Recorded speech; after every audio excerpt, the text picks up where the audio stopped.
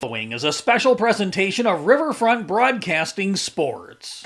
Sioux Falls West has it another time. Bergeson now is in onside. Shot, they score! Beckett Haldy wins it in double overtime. And a hat-trick goal. It's time for the State Varsity Hockey Tournament on Capital City Rock and on YouTube at Capital City Rock Sports, presented by the South Dakota Amateur Hockey Association. The State Hockey Tournament is brought to you by Zander Auto Parts, the Aberdeen Chamber, Wagner Auto, Allied Plumbing and Heating, Weatherall, and the Field House. Out to the blue line. Carter Vilhauer gets free. That shot, they score! We are tied at 4! Vilhauer ties it up with 7:45 to go. And by Bauman Lumber, DJ's Cenix, Stalkin Peterson LLP, Capital City Ford, Lincoln, and Toyota, First United Methodist Church, and River Bottom Sanitation. So here now a chance for Sioux Falls West back in the offensive zone. That shot, here's Campbell, they score! Jeff Campbell makes it 3-2! And by Hermanson Endodontics, Envirotech, Lake Area Tech, Leisure Palace, May Adam, Pelican Power Sports, and First Dakota National Bank. The Rushmore Thunder, 22-0 in the regular season. They survived last night, down 1-0 through 2 periods. They won it 4-1, and they celebrate an undefeated season and a 7-0 dominant performance and win the state championship over the Sioux Falls West Flyers. And now to the booth for the call with John Winkler and Jim. Will it be a repeat champion or a first-time champion? It is the Rushmore Thunder, the defending state champions, against the Yankton Bucks in their first ever trip to the state title game. And who will come victorious here tonight at the Shields Iceplex here in Sioux Falls? John Winkler alongside Jim Lloyd as we get set for our final game of the last 2 weekends of state hockey. And it's an opportunity for the Yankton Bucks to pull off one of the biggest upsets and to win that state championship for the first time ever. And for the Rushmore Thunder, all eyes have been on them all weekend and all season, saying no one's stopping this Rushmore Thunder team. Yep. No one can beat this Rushmore Thunder team. No one has beaten this Rushmore Thunder team in the last 2 years. But now an opportunity here in this game for the Yankton Bucks. All they need to do, one game to win the state championship against Rushmore. The Yankton Bucks have arrived, and what a season that they've had. And you look at Rushmore Thunder, they're supposed to win the state championship. Right from day one, as a repeat, most of the players came back. They only lost a couple. They're supposed to win the state championship. And Yankton, a year ago, they were just hoping to get to the tournament, right? Right. They just wanted to get here. So they're here. They come in at a 3 seed. And now you get a shot to win your first state tournament. I mean, what an opportunity here for Yankton. And as they know and as they have prepared for, it's going to be a tough task. There's no doubt about it. This Rushmore team, when you talk and look at stats, I've never seen stats like that in South Dakota hockey ever. And Yankton, I'm sure they know the stats, but guess what? All the stats are gone. It's one game. That's one game is all there is. How these two teams got here, Yankton opened up the day on Thursday down 3-0 to the Hawaii Capitals. Midway point of the second period, came back and won 6-3. The Rushmore Thunder, they were down 2-1 to Watertown, 1-0 and 2-1 to the 8-seed Watertown. They won 8-2. The teams that scored first on Thursday didn't win any of those games. All 4 teams that scored first didn't win. Then Yankton was the first team to score on Friday and ended up winning 8-3 over Aberdeen to get to the state title game. Rushmore was in a dogfight against Brookings. The Rangers got within 1, had the goalie pulled, had a chance to tie the game up before an empty net goal sealed their win and a 5-3 win. And now here we sit in this state title game with an opportunity for Luke Moeller, the goalie for the Yankton Bucks. Can he steal one here? And I say steal. There's a lot of Yankton fans that think it's not going to be a steal. They're going to win this. They can win this game. Yep. It's not going to be a steal. But for the rest of the state, the Rushmore fans, the rest of the state, it would be a steal because this Rushmore team has just been so good that they have been so good for the last 2 years that it is going to be very difficult to beat them. But the Yankton Bucks got their chance here tonight. Well, yeah, and Rushmore Thunder, we know that they can score goals. They scored like 230-something goals in the first or in the regular season. You can't even talk about these stats enough. The last 5 games, they won 70-0. And then they came in and they were down 2-1 to Watertown. But yeah. Yet here they are, still are. I mean, the pressure's on for the Rushmore Thunder. Right, it is. Absolutely. They have more pressure than Yankton. I mean, Yankton is telling, they know that they can win this hockey game. But who's expecting them to win this hockey game, right? Yeah. And Yankton fans, yes, they expect them to go win. Yep. But they know that this Rushmore team is as good as what they are. Yep.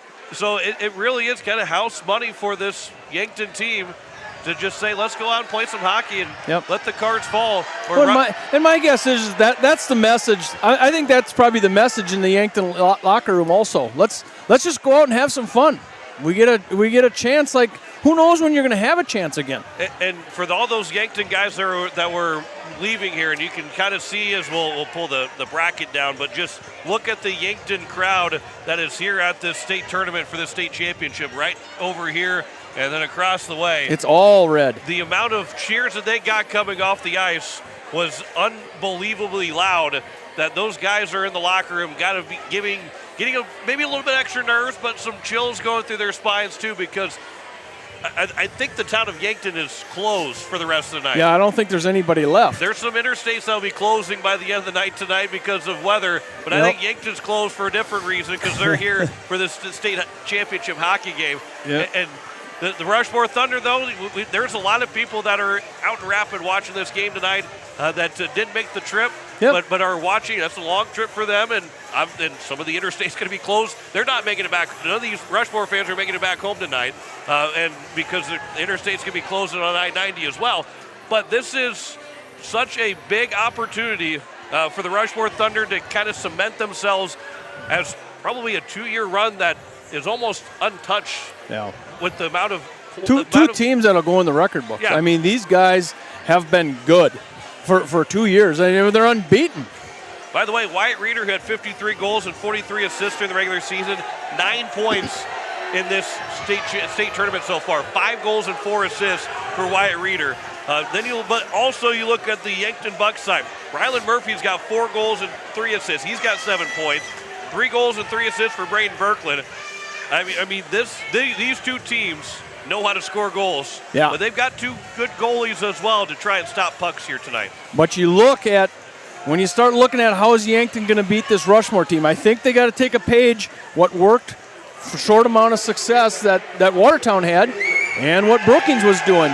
They packed it in and played defense in front of the net and didn't let those little tic-tac goals. That's the way Rushmore gets you moving, and they get that puck to that back post and so forth. But that's what I think you have to take away. The most success out of anybody this year on this Rushmore team has been playing that defense in front of the net. Rushmore Thunder and the Yankton Bucks coming up here from the Shields Iceplex. Take our break. We'll come back with starting lineups, national anthem, puck drop between the Rushmore and Yankton for the state title. You're listening to the state tournament on Capital City Rock and on YouTube at Capital City Rock Sports. It starts with a little push, a hand to hold, and the courage to step onto the ice for the very first time. But somewhere along the way, you stop needing a hand to hold. You find your edge, you find your grit, and you realize you are never skating alone. The future of hockey is waiting with South Dakota Hockey. Weatherall Roofing and Insulation is a family-owned business that has served Central South Dakota for over 25 years. Weatherall Roofing and Insulation specializes in metal roof restorations and flat roof repair.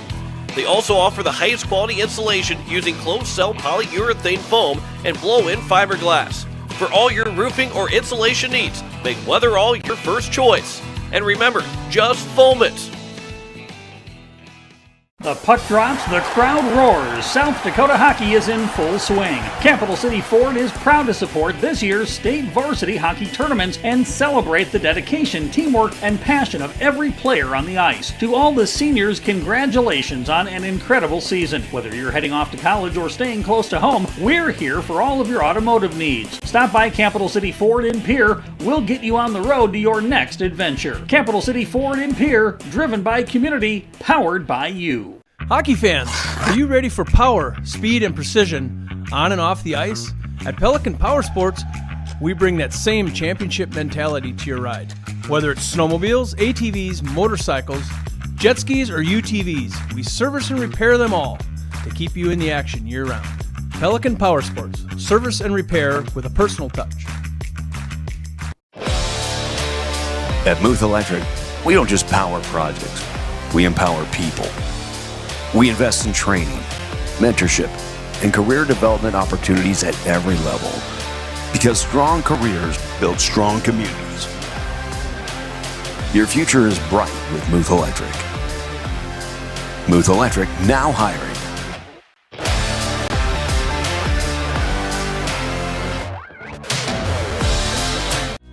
Do something to launch your future at Lake Area Tech. It's a living, working, thought-producing environment to help you level up in the workforce. Combined with hands-on training and real-world experience, you'll be ready to find a high-paying career you'll love right out of school, the way 99% of our graduates do. It's the best return on your college investment, the quickest path to your future success. Lake Area Tech, the start of something new. Home team Rushmore Thunder.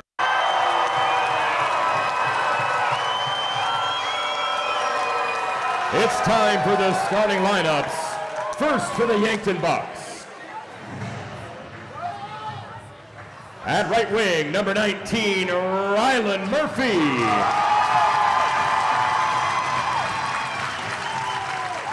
At left wing, number 14, Tucker Rankin. Center, number 9, Braden Berkland. On defense, number 5, Caden Hunhoff. On defense, number 6, Cade Schramm. And in goal for the Bucks, number 30, Luke Moeller. The Bucks are led by head coach Terry Pedersen, assisted by Chad Rankin, Andrew Tonsolin, and Alexander Koch.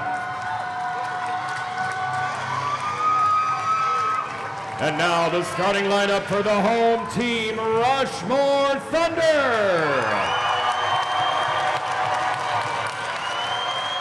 At right wing, number 6, Andrew Welling. At left wing, number 20, Brixton Steen.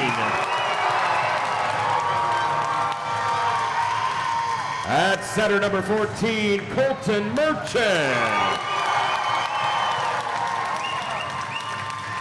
On defense, number 7, Wyatt Reeder.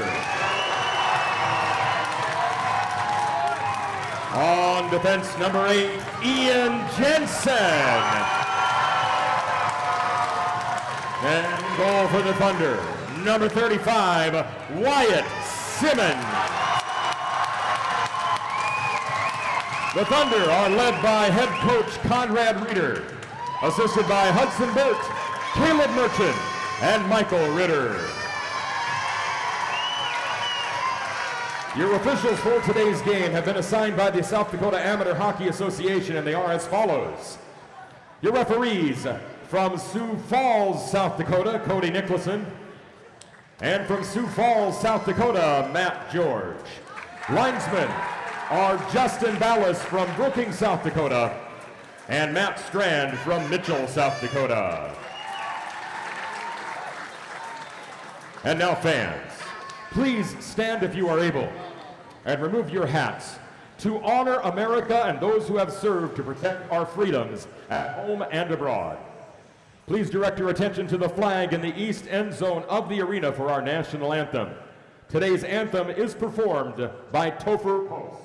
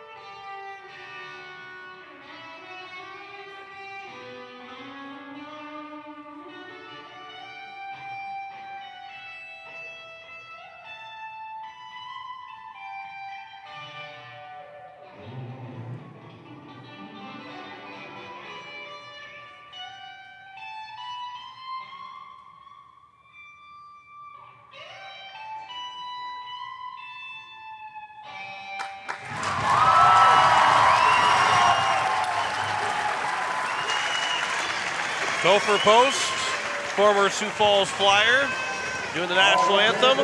That didn't seem like it was easy either. I don't think that was easy. It's not. National anthem on a guitar? I couldn't do it if I wanted to. But there is a lot of fans here tonight, and it's going to be a lot of fun here for the state championship game between the Rushmore Thunder and the Yankton Bucks. And I feel like I've already got to yell a little bit because it's so loud in here right now. That's all right. We'll give it to you. This is the game that we wait for starting about Thanksgiving time. It's the one that everybody plays for. And here we are. It's the 11th game of the weekend, John. It sure has been a fun one. Let's see what happens in this one. This is shaping up to be a fantastic state championship between the Rushmore Thunder and the Yankton Bucks. Yankton nearly didn't win in the first round. They were a 3-goal deficit that came back and won. Rushmore trailed in game 1 as well. We're ready to go. State championship hockey, Rushmore, Yankton. We're underway as Colton Merchant wins the face-off. Ian Jensen, a pass will come back to him from Wyatt Reeder. And Jensen from his own end of the ice, so move it up around for Wyatt Reeder and up the boards on the far side. Andrew Welling into the offensive zone, moves it along and into the offensive end for Colton Merchant. He's knocked off the puck, but come back around in front and looking for Colton Merchant. And it's picked up here by the Yankton Bucks. This is kicked at the blue line by Merchant to keep it in. What a soccer play there by Merchant. Pass will go across. They score! Seconds in, 30 seconds in, and Rushmore leads it 1-0. It is Andrew Welling that will get the first goal of the game. And what a kick save right there by Colton Merchant, who made that play entirely happen to make it 1-0. And the patience of Rushmore when they get next to the crease. That's that tic-tac goal, John, that you and I talked about in the pregame show. We'll watch that replay on the other angle here in just a moment, but what a play by Colton Merchant. And 30 seconds in, it is the Rushmore Thunder that lead at 1-0. Brixton Steen will get another assist. Here's now Cameron Ritter. His shot and a glove save made. And again, we're going to see it from this angle on that goal, but the kick save that happened. And Colton Merchant that got on the back end, won a pass to Welling, and Luke Muller had no chance. And the Yankton Bucks trail 1-0. That shot will go wide. That one coming from the near side by Jackson Hepper. This is turned over. There's a shot and a right pad save made by Muller.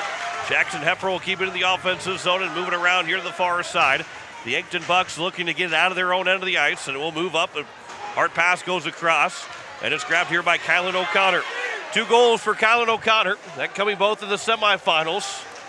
This will be try to moved up by Jackson Reeder. And now from behind the net, Jack Pedersen. That's off the stick of Wyatt Simmons, who gets the start after playing in game 1. Brody Lee played yesterday.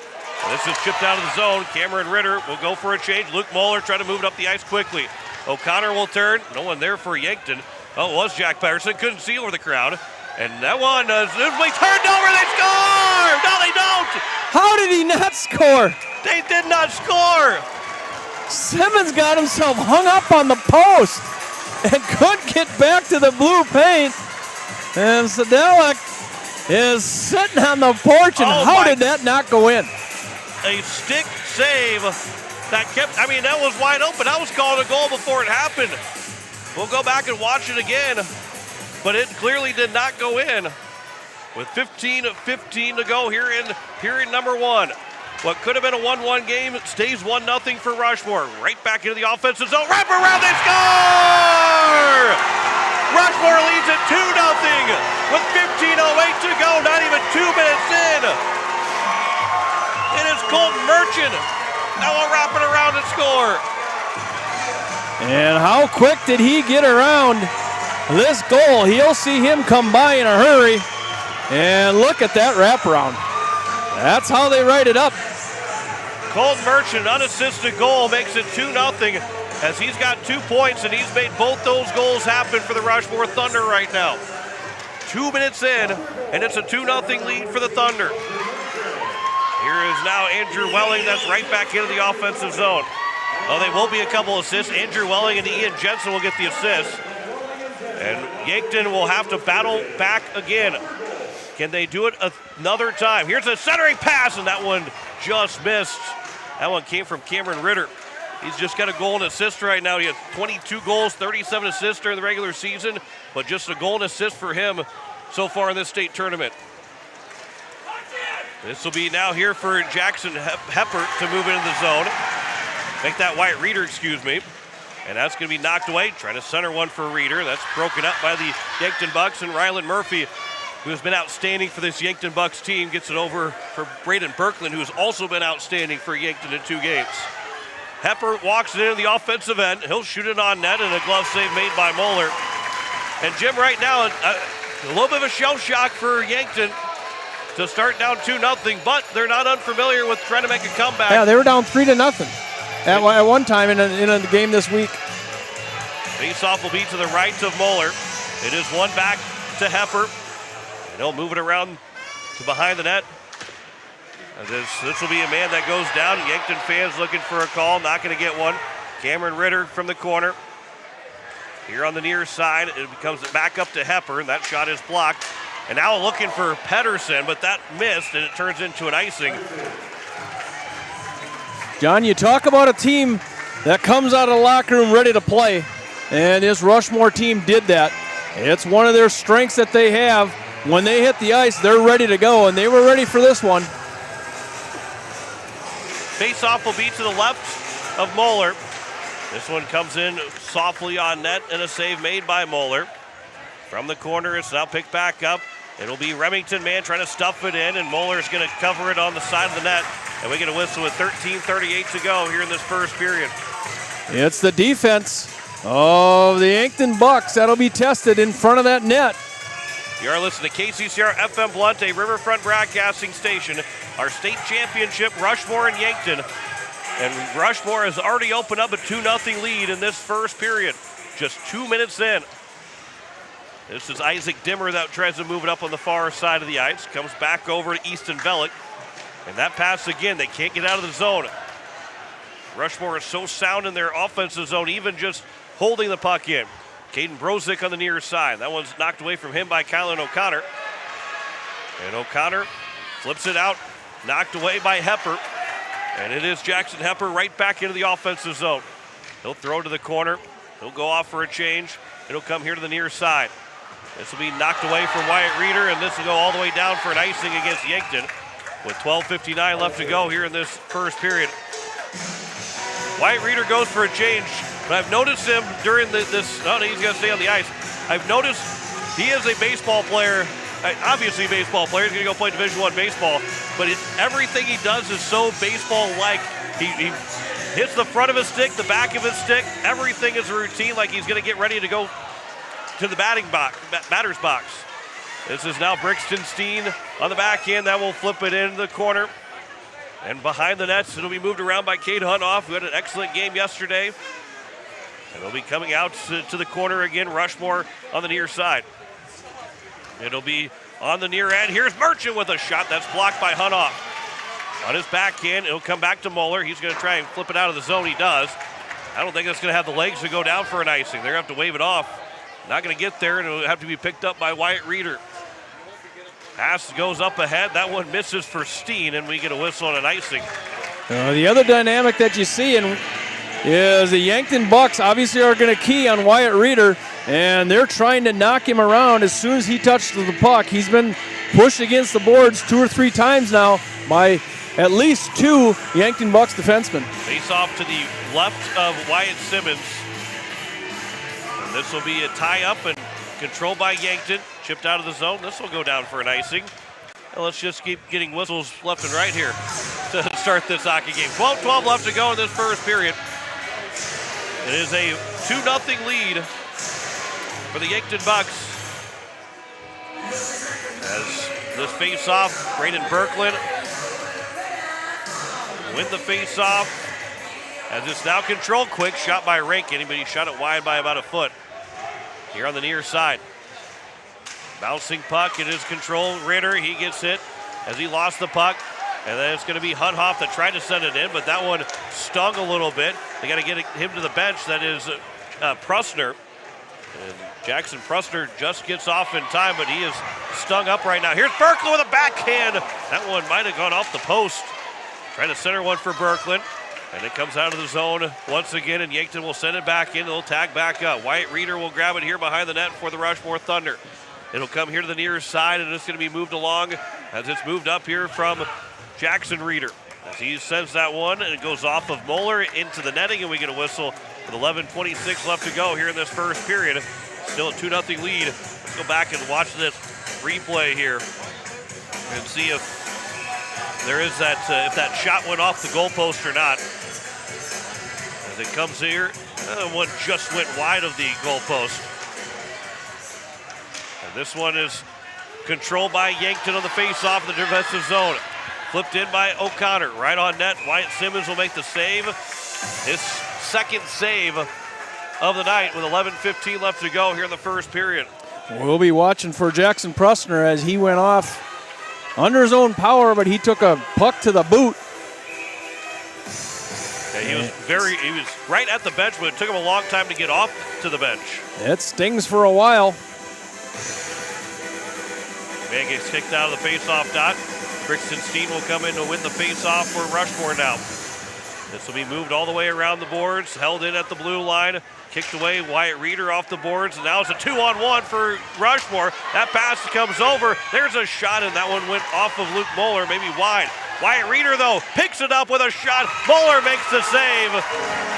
Nope. Well, they did make the save. Moeller's talking to Wyatt Reeder. I don't know if you want to get Wyatt Reeder fired up or not.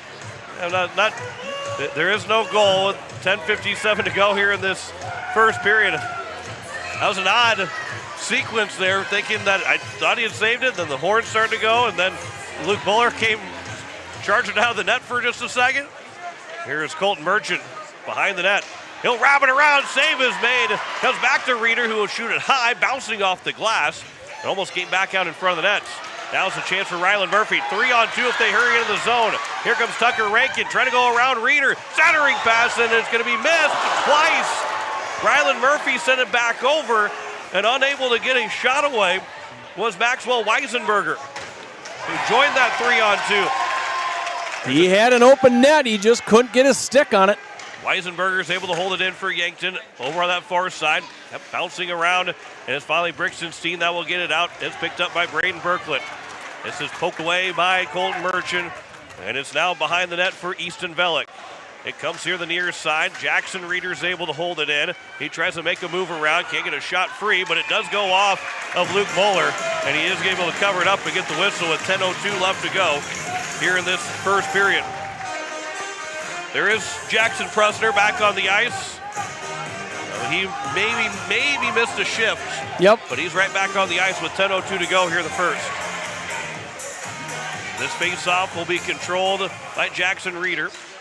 And it's going to be knocked away. Isaac Dimmer, a couple guys go to the ice.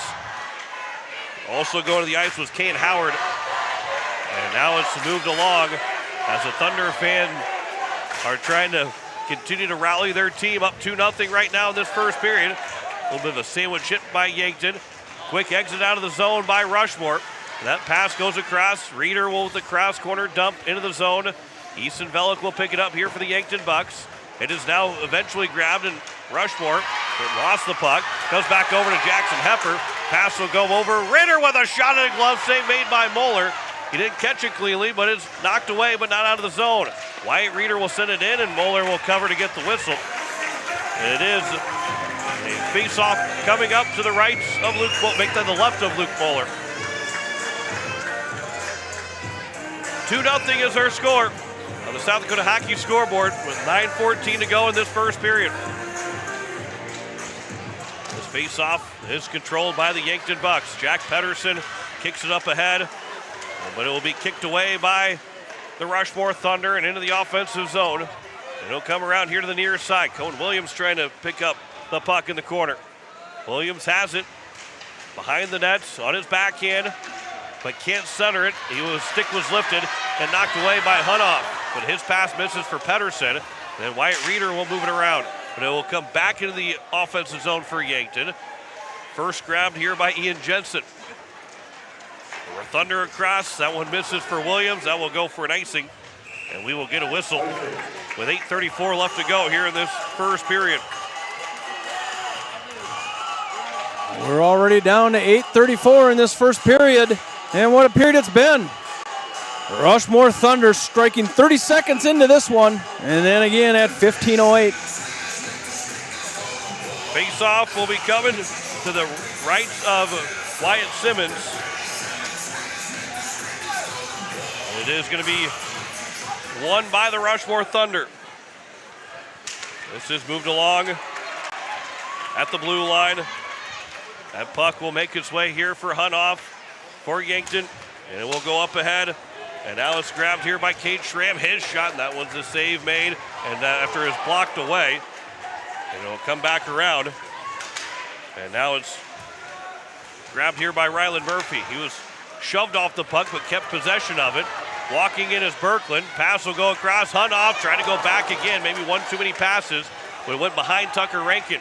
Berkland, though, has it in the corner. That's tipped away by the Rushmore Thunder. Bouncing puck will be grabbed by Rushmore, and up ahead to Colton Merchant, who makes a move to hold the zone long enough for his guys to come in. Brixton Steve with a shot, and that went off of the glove of Luke Moeller and into the netting, and we get a whistle.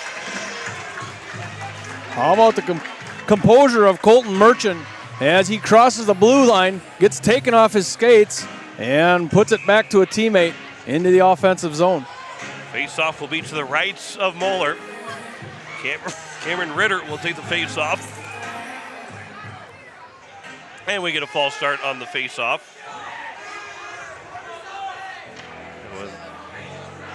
Again, the face-off will stay to the right of Moeller with 7:41 left to go in this second period.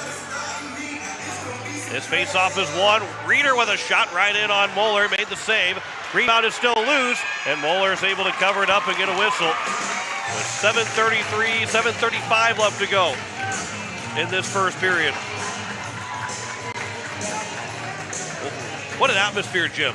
It is. It just doesn't get any better than this. I would say about 2/3 of this arena is red for the Yankton Bucks. Saturday night state championship. Best decision that South Dakota Hockey has made to make this a state tournament Thursday through Saturday.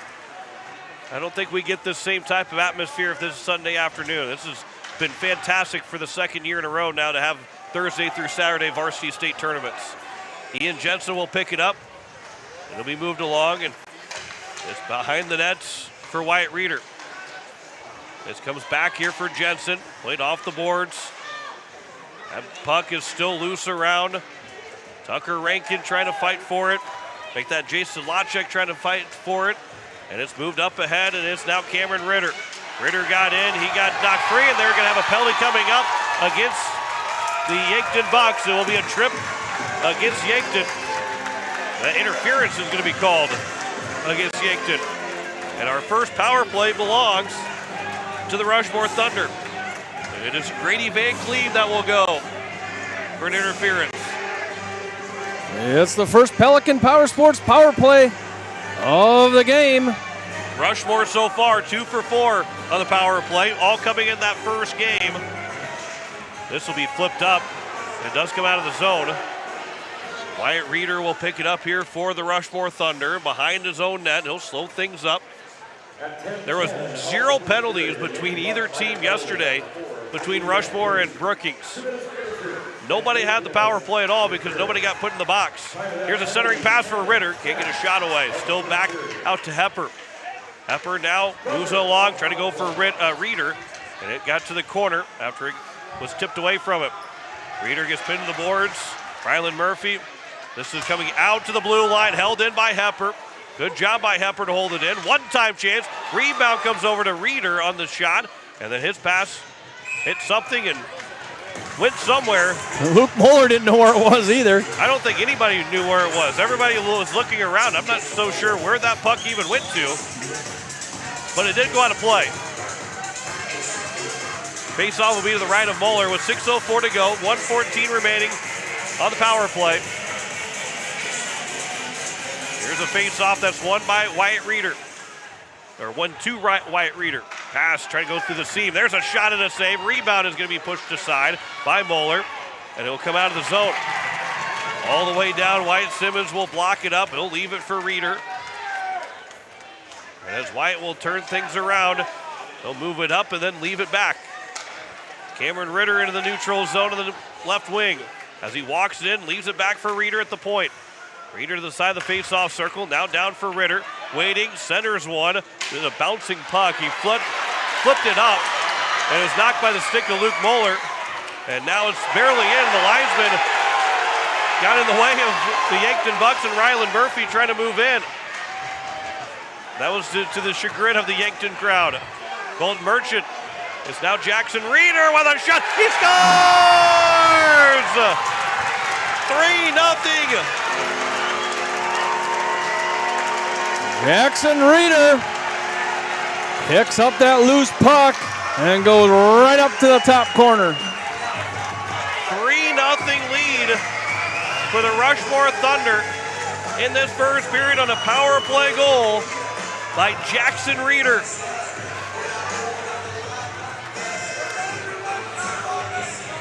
And now Yankton, for the second time this state tournament, is trailing by 3, but there's a lot of game left to go. There's still 5:10 remaining in this first period. This will be a pass that will go across and all the way down. It is going to be for Isaac Dimmer, and around it comes here to the near side. Colton Merchant will get the assist. This will move in. Merchant will go to the corner. And it's going to be a bouncing puck. Sedlacek will move it around. Dawson Toms, man without his stick. And again, Yankton's looking for a call, and they're going to get one this time. It's going to be a hold. That's going to be a hold on Toms. Holding the stick. No, it's not on Toms. It's going to be on Rushmore. It's on number 13, Jackson Hepper. Oh yeah, Hepper. He lost the stick. He was holding Tom's stick, but it was holding the stick, which will be the call with 4:38 to go. And here are the Yankton Bucks. This is your shot. This is your chance to get back into this hockey game right now. Face-off will be to the right of Wyatt Simmons. This will be moved down. Luke Moeller. And it's now going to be here for Rylan Murphy. Wyatt Reeder will have it, shorthanded. He'll dump it back in as they are onside. And he'll come here to the near side. And it's now going to be moved along by Braden Berklet. This is a puck that's stolen away and a breakaway now for Merchant. Catching him in those, Hunhoff shot that one went wide of Moeller. Good job there by Hunhoff to get back, and the Yankton Bucks with 1:20 to go on the power play. Can they get one here to make it 3-1? This place will erupt on the Yankton side if they score. Jack Pedersen now back over. Quick pass across. No one was ready for it for Yankton. Pedersen, though, at the blue line, able to keep it in. This puck will make its way all the way around Kate Hunhoff. This bouncing puck. This one trying to be centered. Sending it towards the net. Still picked up here by Yankton, but they can't find the handle of it. And it's eventually going to be Ian Jensen that has it. Lost the puck. It does come back out in a backhand. That will get out of the zone. That one coming from Bjorn Hansen. Hunhoff quickly up from Moeller to Rankin into the offensive zone. Feathers one across on the far side. That shot wide of Simmons. 3 shots on goal so far for Yankton this first period. And another clear by the Rushmore Thunder with 30 seconds left to go here in the first period. In the power play, 3 minutes to go in the first period. Hunhoff up ahead for O'Connor. Lost the puck to Cohen Williams. O'Connor will get it back, and it's now going to be moved along and up ahead here for Hunhoff. Tucker Rankin walks across. That one is missed as it hit Ritter and out of the zone. Here by the Rushmore Thunder. That will take care of the power play. Yankton is now 0 for 1. And the pass over for Cooper Larson. He missed the pass. It's grabbed here by number 16, Oakley McIntyre. 1-on-1 here in the zone for Rushmore. It is Merchant again. Trying to toe drag move. Trying to move it back, and it's going to clear it out of the zone by Rankin. Make that Sedlacek. I get 24 and 14 confused all the time. 24 is Sedlacek, 14 is Rankin. Brixton-Steen lost the puck before he walked into the zone. And then it's going to be moved back in by Merchant on a backhand as Rushmore tagged back up. This will be off the stick of Rylan Murphy, right to Braden Berkland as he moves in, but another good stick from Ian Jensen with 1:55 to go in the first period. Easton Velick with a shot that will go all the way through, but it might have missed Simmons. There's another chance. That one came towards the net, and again, it was blocked by Rushmore. This bouncing puck, wind up with a shot. That one went off the glove of Ritter on a shot by Isaac Dimmer, and then it bounced wide of the net. Comes back to Dimmer. Again, that shot goes wide of Simmons. Out of the zone, Easton Velick trying to move it back in. The Yankton Bucks are able to escape the zone. Pass will come here for Rylan Murphy. His shot will go high, but it's gloved down by Simmons. And we get a whistle with 1:21 to go here in this first period. It'll give him the credit for a save. 15-4 in shots, and then Rushmore's got a 3-0 lead with 1:21 to go in the first period. If you're the Yankton Bucks, you'd like to get one here off this offensive faceoff before you go in the locker room. Faceoff is controlled by Rushmore. This pass will be moved up, trying to get out of the zone. It'll be flipped by Jackson Hepper. Bouncing puck, and that one is a center field fly ball that Luke Moeller tried to make a basket catch, and we watch the replay here. I mean, that one, he's looking way up there, and it just stayed to the side of him after it went off of his glove. This face-off is one backdoor feed, and nearly as Kayan Howard was tangled up with Anders Van Olsen. This will be flung to the near side and out of the zone. Jackson Hepper will pick it up. 50 seconds to go here in the first period. This will be moved all the way down the ice. It'll be iced by Rushmore with 47.7 to go here in the first period. Rushmore with that 3-0 lead with 47.7 to go in this first period. Faceoff will be to the right of Wyatt Simmons.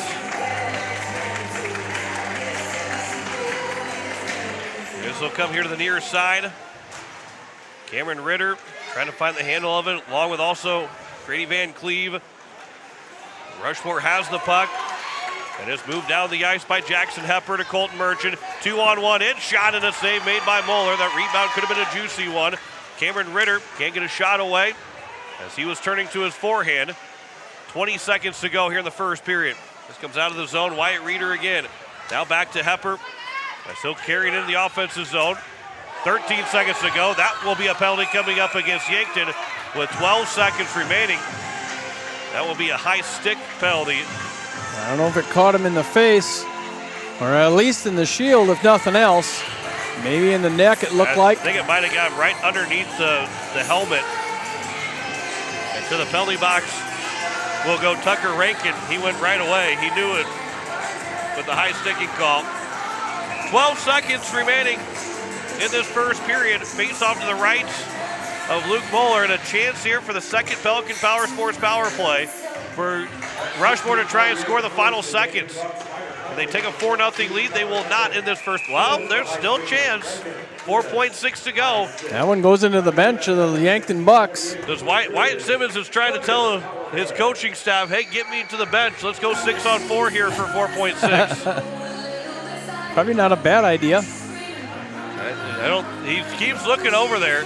But Coach Conrad Reeder he's not looking. He's not looking back that way. 4.6 to go. Colton Merchant will try and win the faceoff again. 3-0 lead for Rushmore with just 4 seconds. Now Cameron Ritter will have to win the faceoff. It is Ritter. Bouncing puck. It is Yankton. Can't get it out. Final second shot, and that was blocked. And that will take us to the end of the first period. And the Rushmore Thunder have a 3-0 lead on the Yankton Bucks. Andrew Welling, Colton Merchant, and Jackson Reeder all getting goals in that first period, with Jackson Reeder's goal being a power play goal. We will step aside, come back with our first intermission report as you're listening to the state tournament on Capital City Rock, and you're watching it on YouTube at Capital City Rock Sports.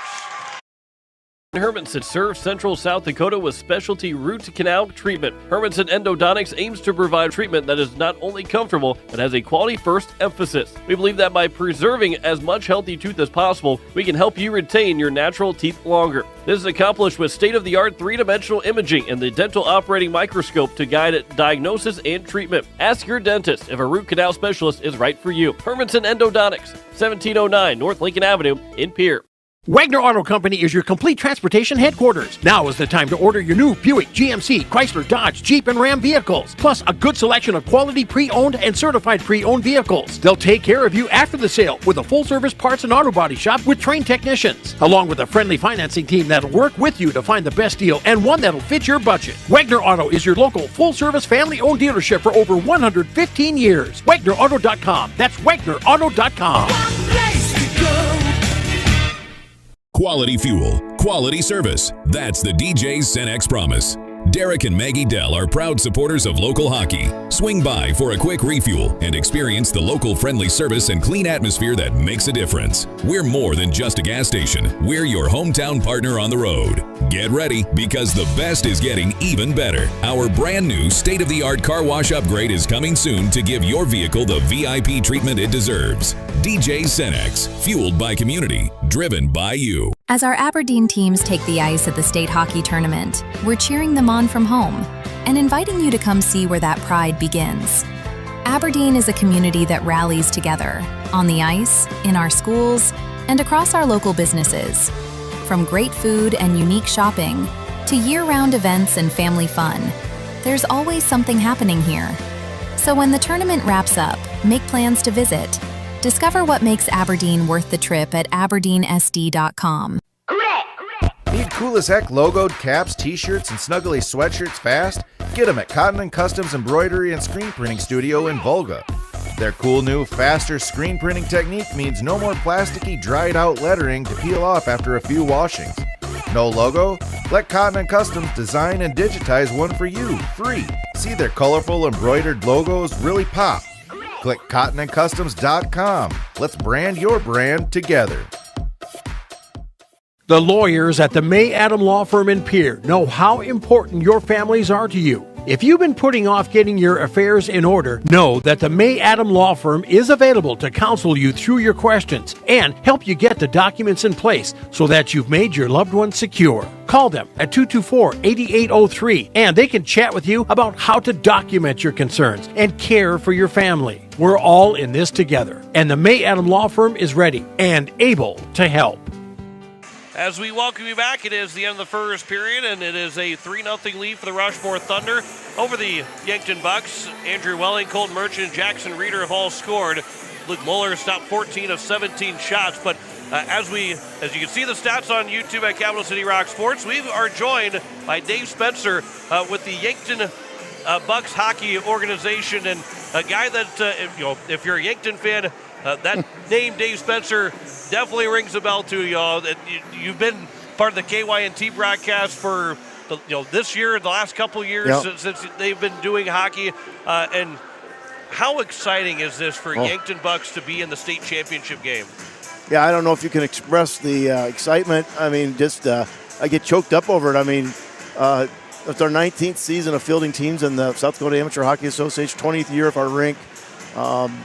Personally having a couple of sons that went through it in the early years, and you can imagine when you start a program, same way it happened up in Pierre. I remember when they started and how they gained success, and now to see us get to this level. This group of boys, they know they were pretty good. They played a lot of hockey, a lot of skill, and got 5th place last year. I loved the coverage last year, by the way. We'll go watch that consolation game from afar, and felt really good. I told Coach Pedersen there's only one other team can say they won their last 2 games of the regulars of the season. Yeah. That's you and the eventual champs. So something to build on, and they finished 3rd regular season. That was a battle. They wanted to finish in the top 4, tried to finish in 2 or 3, maybe stay out of Rushmore's side of the bracket until we get to the championship, which they did. They win 2 games up here at state. Here we are playing for the championship. And you can see it. I hope they can see it. The audience can see the crowd. I mean, the side the camera's on for you guys. Is there anybody left in Yankton tonight? Well, there was a sign at the edge of town that said, "The last one to leave town, please turn off the lights." So hopefully the lights are turned back on when everybody starts to get back there. Maybe nobody's going back home tonight. Maybe they'll go back home tomorrow. But what this Yankton Bucks team, and we brought you in here because this is only the 2nd year that Yankton has been in the state tournament for varsity hockey, and only the 2nd year, and they're in the state championship. This is still an organization that's still a baby compared to a lot of other associations around the state. Yeah, I think so. I mean, outside of Brandon being formed in Yankton, would be the youngest one after that. Came in shortly after Sioux Center came into the league. Yep. But it was a learning curve and just had to start somewhere. But and you know this, it's a great opportunity for some student athletes to continue to play a sport that maybe is not part of the traditional sports, basketball, wrestling on the boys' side, whatever you might look at, and to keep them active and just that's the biggest thing. And that's the biggest thing the ice rink provided for Yankton, something to do in the wintertime. Yeah. Whether you skated or just came to open skate sessions or hosted a party or whatever you wanted to have there, something to do in the wintertime. And obviously hockey, figure skating, all came along with it here. And it's just so fun to see the program develop where it's at. And, there's a lot of seniors on this squad. They're gonna lose a lot. Luke Mueller's a senior. But, hey, you know how this is. The young people watch this and see this, and it should be a great builder for the feeder program. Mike, Squirts, Pee-wees, on. Because everybody talked about the Olympics and hockey and USA women and men winning gold and how much that can spark numbers. Watertown with their brand new facility, their numbers have spiked because of that brand new facility. How much we talked about a little bit, and I want you to answer that too. How much this impacts the next generation of hockey players by little kids sitting here watching this game, or whether they're here or watching it on YouTube with KYNT or Capital City Rock Sports, how much that can impact this next group of hockey players that can come through and make Yankton Bucks hockey still really good? Well, I think the short answer is let's see who shows up in the fall. Sign up for registration. The long-term answer, how about in 10 years from now? What does it look like? But it certainly can't hurt, right? It's good for the awareness of the whole sport. I really like early on, Yankton trying to get into the program with the South Dakota Amateur Hockey Association and the idea of growing the sport, which is what the state wanted to do. And everybody was very encouraging for Yankton to get a program going. We just had to get that rink built. And it was just, it was a grassroots effort. Our youth program is called Miracle for a reason. Some people thought it was a miracle we got the place built. But we also have a connection to the 1980 Olympic hockey team that a lot of people don't know, that Patty Brooks, widow of Herb Brooks, is from Yankton, South Dakota. So if listeners didn't know that story, and we keep in touch with Patty's, we've met her, and that's our connection to that program. But again, it just took time to get there, and again, building numbers and enthusiasm, I think it takes time. I think everybody's experienced that. We're just a little bit behind everybody because of, like I said, 19th team of fielding somebody. We fielded the team year number 1. We really had the rink up and running at the JV level. it was a tough go, Yep. But you got to start somewhere, and you build the program. Who knows what these seniors were looking at 10 years ago, what they were watching. Well, one of those would have been one of my sons, okay? So they were watching those kids play when they were younger. So it all builds upon itself. And I think every association would say the same thing. And for those that, again, without seeing Yankton Bucks hockey, if you're kind of new to hockey, or maybe tune in every once in a while to the state tournament, you haven't seen Yankton, and all of a sudden now here they are. This group of guys, and you've been a part of this Yankton hockey for so long. This group of guys has been good since they've been little. They've won a lot to this point. It's not a fluke that they're in this state championship game. No, I don't think so. They had a lot of success at the Pee Wee level, Bantam level. I love the fact that a lot of them are multi-sport athletes. Almost everyone out there does another sport, which I think is great, and it makes them better, I think, on both this sport and their other sport, whatever they do. And, yeah, this bubble was coming. They knew it. You saw it last year, getting that fifth-place consolation win that they had, and lost that first game, a tough game, but went on to win 2 more. And they were.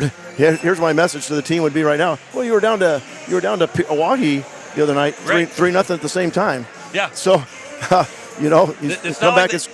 back and score some goals. It's not like it can't happen, and so you got to weather the storm. But I think that's just the whole idea. This has been a good group to watch. Good parents, supported by the community, good students, 9 academic All-States. If you looked at that list, 9 off this Yankton squad. So we should just ultimately, equally proud of that moment as well. Talking with Dave Spencer here, and you're the board president. How long were you? Oh, I don't know. You don't even know? When we got started, I know before we even had a building, we were trying to get organized and get it going. And hats off to the Yankton community, because it took a lot of selling, but people saw the dream.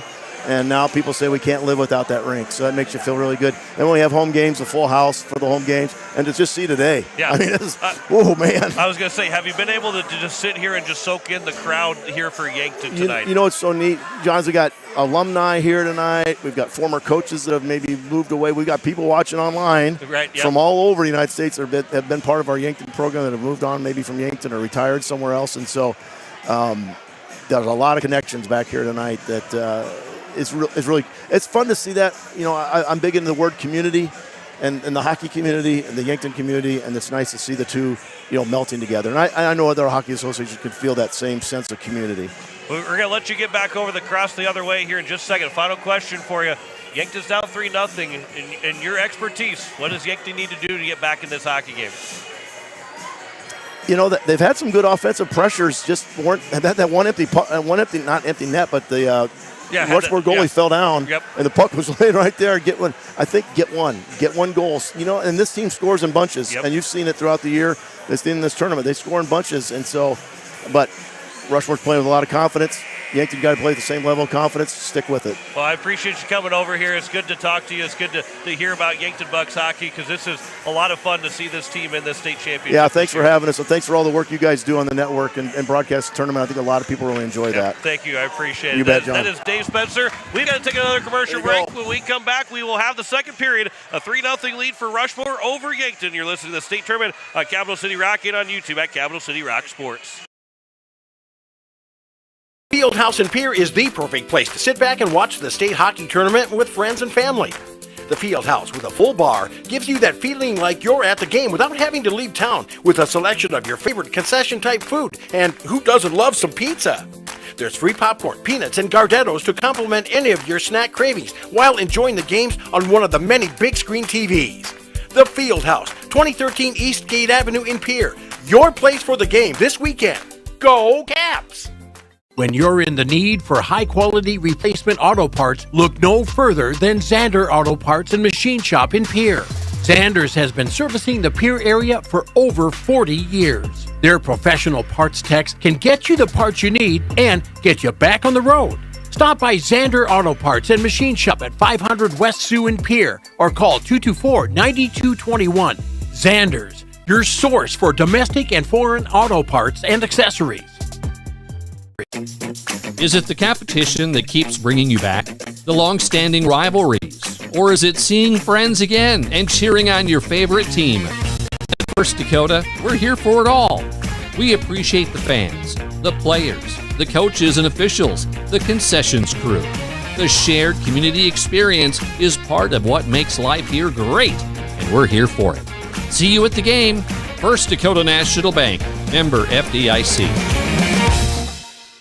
When you're looking for quality trash pickup services, look no further than Envirotech. 6 days a week, their trucks are on the road picking up trash, even holidays. They're also the place to contact for recycling services. Their friendly, professional staff is ready to assist with weekly pickups or even special pickups. Check out the website at envirotechwaste.com. Envirotech is locally operated. Call 224-4804. Envirotech Waste Services in Pierre, proud to support high school athletics.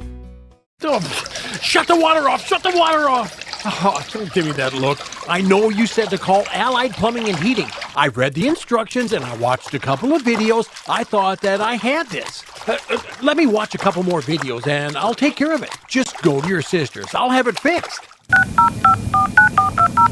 Hello, Allied Plumbing and Heating. I need your help. You can rely on your allies at Allied Plumbing and Heating. 605-494-2001. Whether you're a pro contractor or a weekend warrior, your project deserves more than just a big box store. It deserves a local touch. At Bauman Lumber in Fort Pierre, we've been helping build South Dakota since 1996. From foundation to finish work, we carry everything. Lumber, trusses, custom cabinets, and windows. With over 150 combined years of experience, our team doesn't just sell materials, we provide the expertise to get the job done right. Stop by Bauman Lumber on Sail Barn Road or visit us at baumanlumber.com. Bauman Lumber, your local partners in building a better home. As we welcome you back, we are ready to go for the second period. It is a 3-0 lead for the Rushmore Thunder over the Yankton Bucks. John Winkler alongside Jim Lloyd. It was good to talk to Dave Spencer. I don't know if you would say he's the founder of Yankton hockey, but I think a lot of people probably credit him to be the founder of Yankton hockey. But what a fun conversation, because again, Yankton is still such a young team. Other than Brandon Valley, they're the youngest team in the state, and to be here in the state championship and only their second ever appearance in the state tournament is something special to see from this Yankton Bucks team. Yeah, from this point on, the Yankton Bucks, they're no longer the newbies. Yeah, that's right. Yep. But talk about them being some kind of babies in the South Dakota Amateur Hockey Association. They're growing up pretty quick.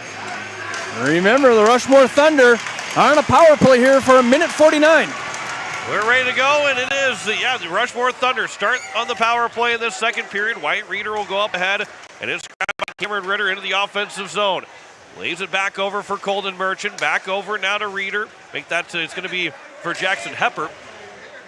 And now a pass. Merchant goes right back to Ritter. He abandoned his spot, so now it's a 2-on-1 short-handed chance for Yankton. Pedersen moves in with a shot and a save made by Wyatt Simmons off the glove. He made just 4 saves in that first period. Pedersen maybe could have moved in a little bit closer to take that shot,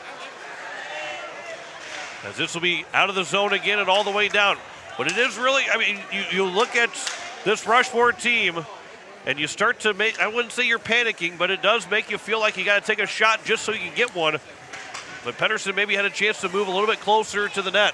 Wyatt Reeder with 50 to go on the power play. He'll skate all the way around as he'll move to the far side of the ice. Plays it back over to Merchant. Now back to Reeder. Top of the face-off circle. Walks all the way down to the dot. Kicks back out to Merchant. His shot, that is tipped, and it will be moved away over to the far side. Now it is Huthoff, and it's going to be played off the boards. Rylan Murphy. That'll be sent all the way down. With 25 to go on the power play, Wyatt Simmons will slow it up. And racing around the net is Colton Merchant. Merchant carries it in the offensive zone. Makes a move around Rylan Murphy. Merchant in with a shot and a save made by Luke Moeller, who stopped 15 of 18, 14 of 17 that first period. And stops his first one here in this second period. And you almost, look, when Merchant shot that, he shot it right into the pads of Moeller, almost as if he knew it wasn't going through. As it is 8 seconds to go, another quick whistle as Moeller comes away with it. Andrew Welling, Colton Merchant, and Jackson Reeder in that first period all scored to make it a 3-0 game. 9 seconds to go on the power play for Rushmore. Braden Berkland is kicked down the face-off dot. This bouncing puck is going to be picked up here by Rushmore. 3 seconds to go on the power play. Flip to the nets by Caden Brozick. as this power play will expire. Tucker Rankin out of the penalty box. It is now picked up here by Jackson Prusner. He got hit by a puck and went down in that first period, but only missed maybe a shift, if any. Grady Van Cleve comes out to the blue line. This is going to be knocked free, and it's grabbed here by Cohen Williams as he'll get into the offensive zone, but it is offside, and a whistle with 14:46 to go in this second period. Face-off will be just outside of the Yankton blue line. Cameron Ritter will take the face-off against Jack Pedersen. 14:46 left to go here in the second period. Here is now Pedersen that will pick it up on the face-off win. It is going to be picked up Isaac Dimmer. And it will be now picked up. Luke Muller will get it out of the zone after off a couple gloves. And it's now pushed into the offensive zone where it's going to be lost by Kylan O'Connor. But O'Connor at the blue line. It comes out of the zone by Yankton. And it's now going to be moved back by Rushmore. And again, Yankton wanted a penalty to be called, but will not get one. Check on the boards by Rushmore. O'Connor will send it across. And it will be now picked up here by Jackson Reeder, who's got a goal on the power play. This puck will make its way into the offensive end, and Yankton will pick it up. Easton Velick will throw it around the boards. This puck will be off the stick of Wyatt Reeder. It is now Reeder back over with the puck for Colton Merchant. Up ahead to Andrew Welling. Merchant got checked by Tucker Rankin. Now behind the nets, it is Andrew Welling again. Isaac Dimmer. Colton Merchant. It is all the way down to Muller. He'll cover it up, get a whistle. With 13:21 to 13:24 to go here in the second period. 20-5 in shots in favor of the Rushmore Thunder. And this has been typical of the Rushmore Thunder. They do not give up a lot of offensive shots.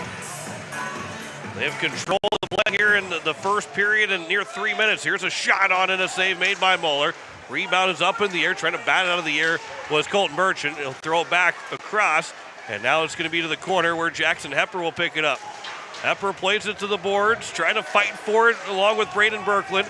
And will come free in Yankton Buxer to center ice. And now it's Tucker Rankin moving in. Rankin takes a shot and a save made by Wyatt Simmons. It'll come out of the zone by Rushmore. Brixton Steen into the offensive end. Steen trying to move around. He got pushed to the boards and Cade Schramm knocks him to the ice. His pass goes up ahead and it's moved along by Rylan Murphy. 4 goals in the state tournament for Rylan Murphy. He will blow a tire, but he'll pick it back up. His pass was blocked. It is still grabbed here by the Rushmore Thunder and out of the zone. It is Hunhoff that will send it in deep. The Yankton Bucks are tagging back up. And it's Hepper for Rushmore. Pass will come here to the near side. Reeder back across over for Hepper. And now it is backhanded into the offensive zone. And Cohen Williams chasing after it.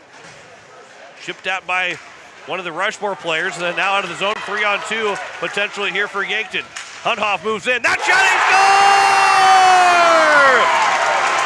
And it's 3-1. And there is Yankton's first ever state championship goal as it was knocked off the glove of Simmons and in. Simmons' glove, he just couldn't get it up high enough for that one. Tipped off the top and under the crossbar. Let's take a look. I don't know if that was going to go in. I think it might have been going over the top. I think that was going high until Simmons got a glove on it. And it's now a 3-1 game. Cade Hunhoff, who had just 3 assists in this state tournament coming in. I say just, that's a pretty good stat to have. But Yankton is back in this game, now down 3-1.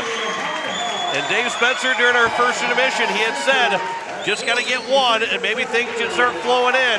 And we'll see if the tide changes now for Yankton. Pedersen will send it in deep off the blocker of Simmons as it will get to the boards. And moved up, Grady Van Cleve. He'll play it back to the corner. And he'll come back all the way around Ian Jensen, Wyatt Reeder will move it here to the near side. O'Connor trying to center that one for Pedersen. Comes out of the zone, and it's chipped into the Yankton bench. The biggest thing here, Jim, right now is Yankton can't give one back to Rushmore as quickly as they got this first one. They have to be able to at least keep this a 3-1 game over the next couple minutes. That's right. And this Yankton Bucks team, it seems like when they get one, they can get more. We saw them rattle 6 in a row off against the Waukee Capitals. This face-off will be just outside the Rushmore Thunder blue line. Here with 11:22 left to go. This is going to be into the offensive end. There's a one-timer. That'll be coming around. Brixton Steen with a shot. That bouncing puck out of the save was made by Luke Moeller. This will be a loose puck, and somehow Wyatt Reeder now will come away with it. Somehow Rushmore didn't find it, and this will be caught by Luke Moeller. That message from Randy Preston, somebody apparently has a whistle in here that's blowing their whistle. It's not one of the officials. We can't hear any whistles up here. We can hardly hear the actual game officials using their whistles. 11:02 left to go here in the second period. Face off to the left of Moeller. This is Jackson Prusner. Bounced off of his stick and down the ice. Prusner will go up ahead for Welling, but a penalty coming up against Yankton. It is an elbow that is called against the Bucks, and Rushmore will go back to the power play for the third time in this game. And it's Tucker Rankin's second penalty. He's going to be careful the rest of the night. And you got to stay out of the box if you're the Yankton Bucks. Giving the Pelican Power Sports power play to this Rushmore team. 1 for 2 so far in this game is Rushmore. Here it goes back to Jackson Hepper on the face-off win. Moved around to the far side. Wyatt Reeder has it in the corner. He's pushed to the boards by Schramm. Played back to Hepper. He'll flip it off the boards. It is moved in. Hepper lost the puck to Reeder. His shot goes high as a loose puck around the net, and it's knocked away by Yankton, but not out of the zone. Cameron Ritter back to Reeder. To the face-offs, make that Hepper. Boy, good moves there by Hepper. Now it's Ritter. Pass over for Reeder. He waits. He scores! Wyatt Reeder makes it 4-1. Second power play goal. And you saw the patience of Wyatt Reeder. That's why he scored 53 this regular season. He stopped and took a look and put it right where he wanted it. His 6th goal of the state tournament. And what a pass from Cameron Ritter. He saw Reeder open, and you can't leave him open like that. It is now a 4-1 game as Wyatt Reeder's got his 4th of the state tournament with 10:18 to go here in the second. This will be a pass. That one's tipped off.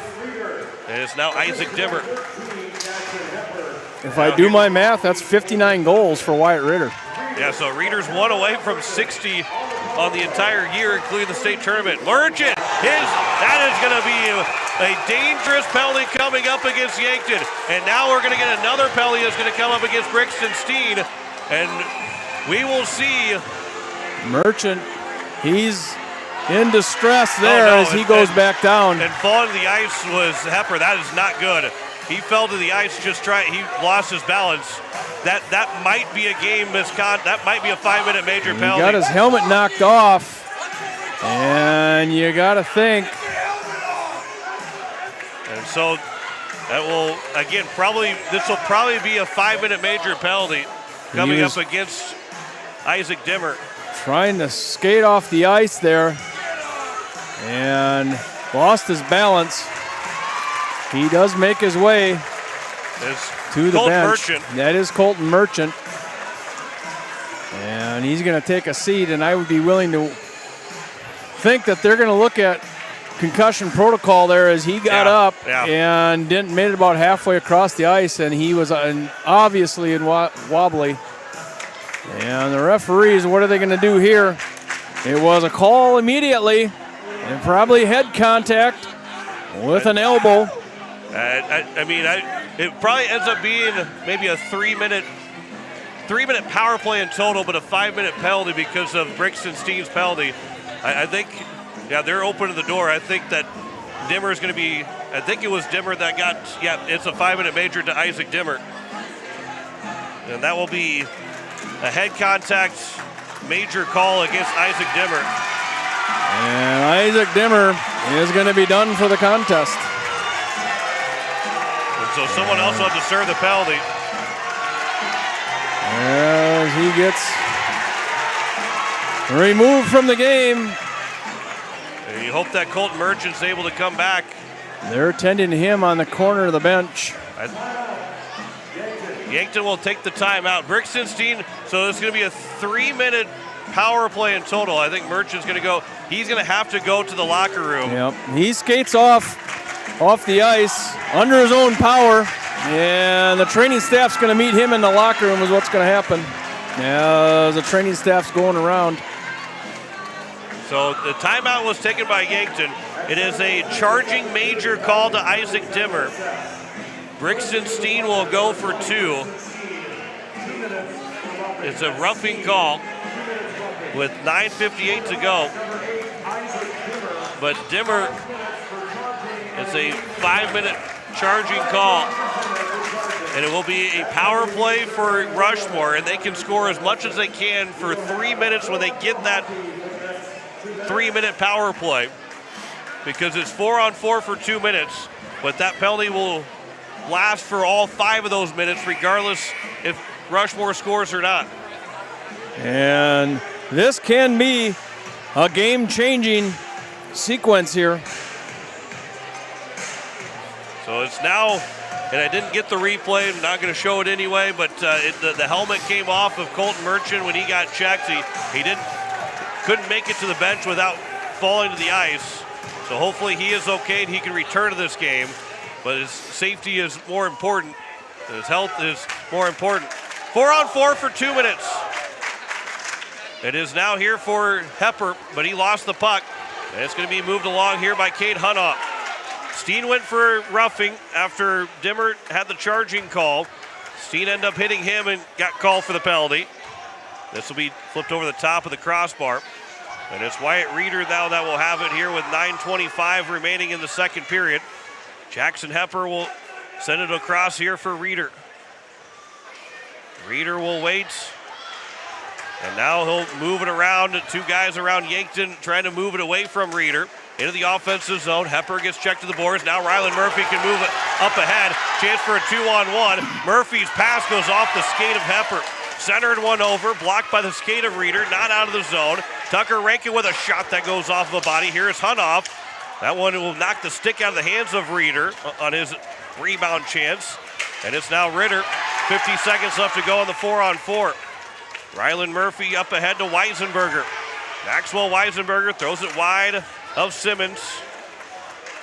And it's now moving along here to Cameron Ritter as he goes down. Play continues. Weisenberger moves it back in. Weisenberger with a shot goes off of the stick and into the netting with 8:31 left to go and 34 seconds left to go on this 4-on-4. Good shift there for Max Weisenberger as he was all over the puck. Wyatt Simmons has made 6 saves on 7 shots. This face-off is going to be controlled here by the Rushmore Thunder. And this will be sent around here by Ian Jensen. His pass goes up ahead. That one will miss, and that's going to go for an icing. Nope, they will wave it off the last moment, saying that Van Cleve could have played it. I think that Kate Schramm could have played it. This comes out of the zone. Right back in. Brozic gets thrown down to the ice. Play continues, and it comes here to the near side. Grady Van Cleve will get into the zone. We are now a 3-minute power play. It is a major power play right now for Rushmore. They can score as many times as they want over the next 3 minutes. Many times, I guess they can, not really one. They would love to score a lot of times the next 3 minutes. Not quite that easy. Yeah. Here is Prusner. That will move it into the zone. Rushmore's got all 5 guys now on the ice. 5-on-4 power play for 2:30 left to go here in the second period. on this power play. Cameron Ritter. He'll leave it back over. Now Steen goes across. There's a shot and a save by Moeller. And we get a whistle at 7:21 to go. How many times have you seen that shot from the Rushmore Thunder? All the way across. And here comes Colton Merchant back onto the ice. And you can hear the fans of Rushmore giving him a standing ovation. He's going to go right to the ice. He's staying out on this power play. So he has passed all those concussion protocols to stay on and continue to play. And that's good sign for Rushmore, but good sign for Colton Merchant as well. This will be back to my reader. Still 2:20 to go on the major penalty. Colton Merchant walks in the faceoff dot. The pass goes across, and that was partially fanned on, and it went wide of the nets by Cameron Ritter. This will be cleared all the way down the ice by Yankton. You're listening to KCCR FM Blunt, a Riverfront broadcasting station just past 8 o'clock. It's a 4-1 lead for Rushmore here in the second period. And a major power play right now for the Thunder. Still a minute 55 left to go. That'll be offside. And we get a whistle. 6:53 left to go here in the second. The goal by Kate Hunoff made it 3-1. 3-1. And then Wyatt Reeder made it a 4-1 game. And it is with 1:55 remaining on the power play now. Under 7 minutes to go in the second. 3-goal lead once again for Rushmore. Reeder will play it over to Ritter. Make that for Steen. Now it comes back to Ritter. And then that pass misses for everybody, but we'll go to Andrew Welling. Back out to Reeder. Crossover for Hepper. Hepper sends it to the net. That one is loose in front and around Luke Moeller. He will come away with it and get the whistle. And a couple players tumble down, losing their balance.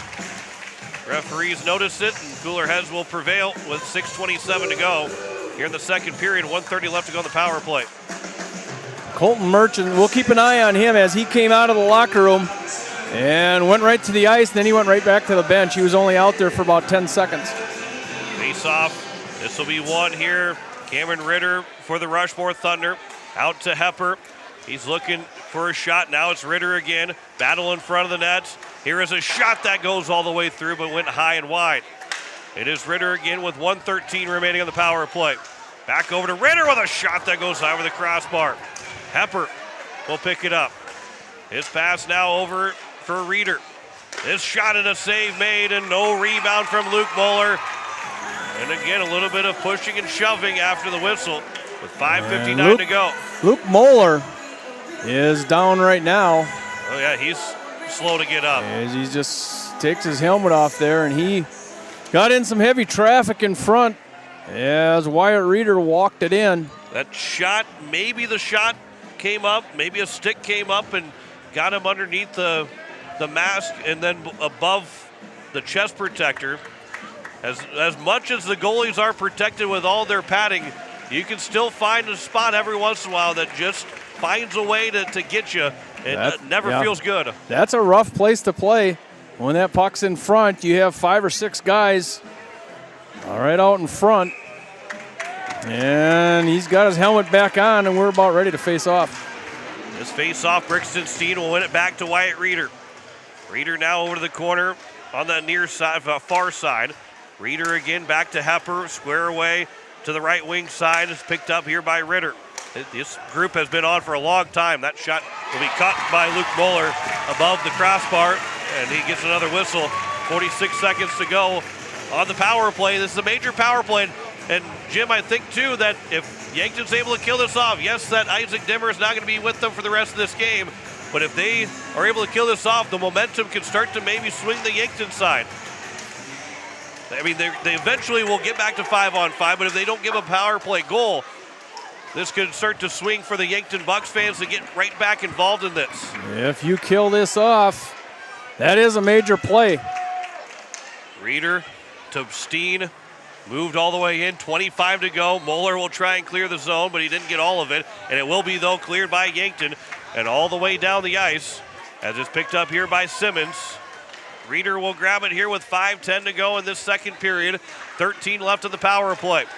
Into the offensive zone. One final rush here to try and score one on this major power play.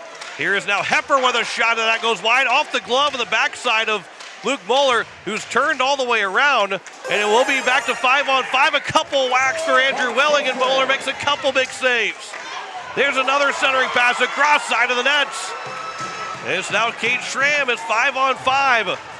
And it's going to be sent down the ice. They will say no. That could have been played by Jackson Hepper. Then we come back around here to the near side. And now it's Remington Mann that lost the puck to Dawson Toms. He'll move it out of the zone. Wyatt Reeder sends it back in. And it's caught by Moeller. And they will whistle that one dead, even though Rushmore still had to try and get back. I couldn't hear the whistle again. Usually the referees try and tell them to play it, but that time they whistled it dead pretty quick. How about that penalty kill by the Yankton Bucks at a crucial time in the game? And you can see that play real quick. Luke Moeller was looking behind the net forward. His back was to the rest of the ice, looking at the camera almost. Here is Jack Pedersen. Moves into the offensive zone. That shot goes off of a skate. And it's moved up ahead. And it'll come back here for the Yankton Bucks. Pinballing around, still loose. And it's flipped out of the zone by Rushmore. This will go off the ice or off the glass. It is Van Cleve. He'll turn it over. That shot and a blocker save made by Moeller. I think he got enough of it to knock it wide of the nets. Cross ice pass, Prusner off the boards and a one-timer and a save made. Jackson Reeder will send it back around to keep the play in the offensive zone. This will be moved up ahead.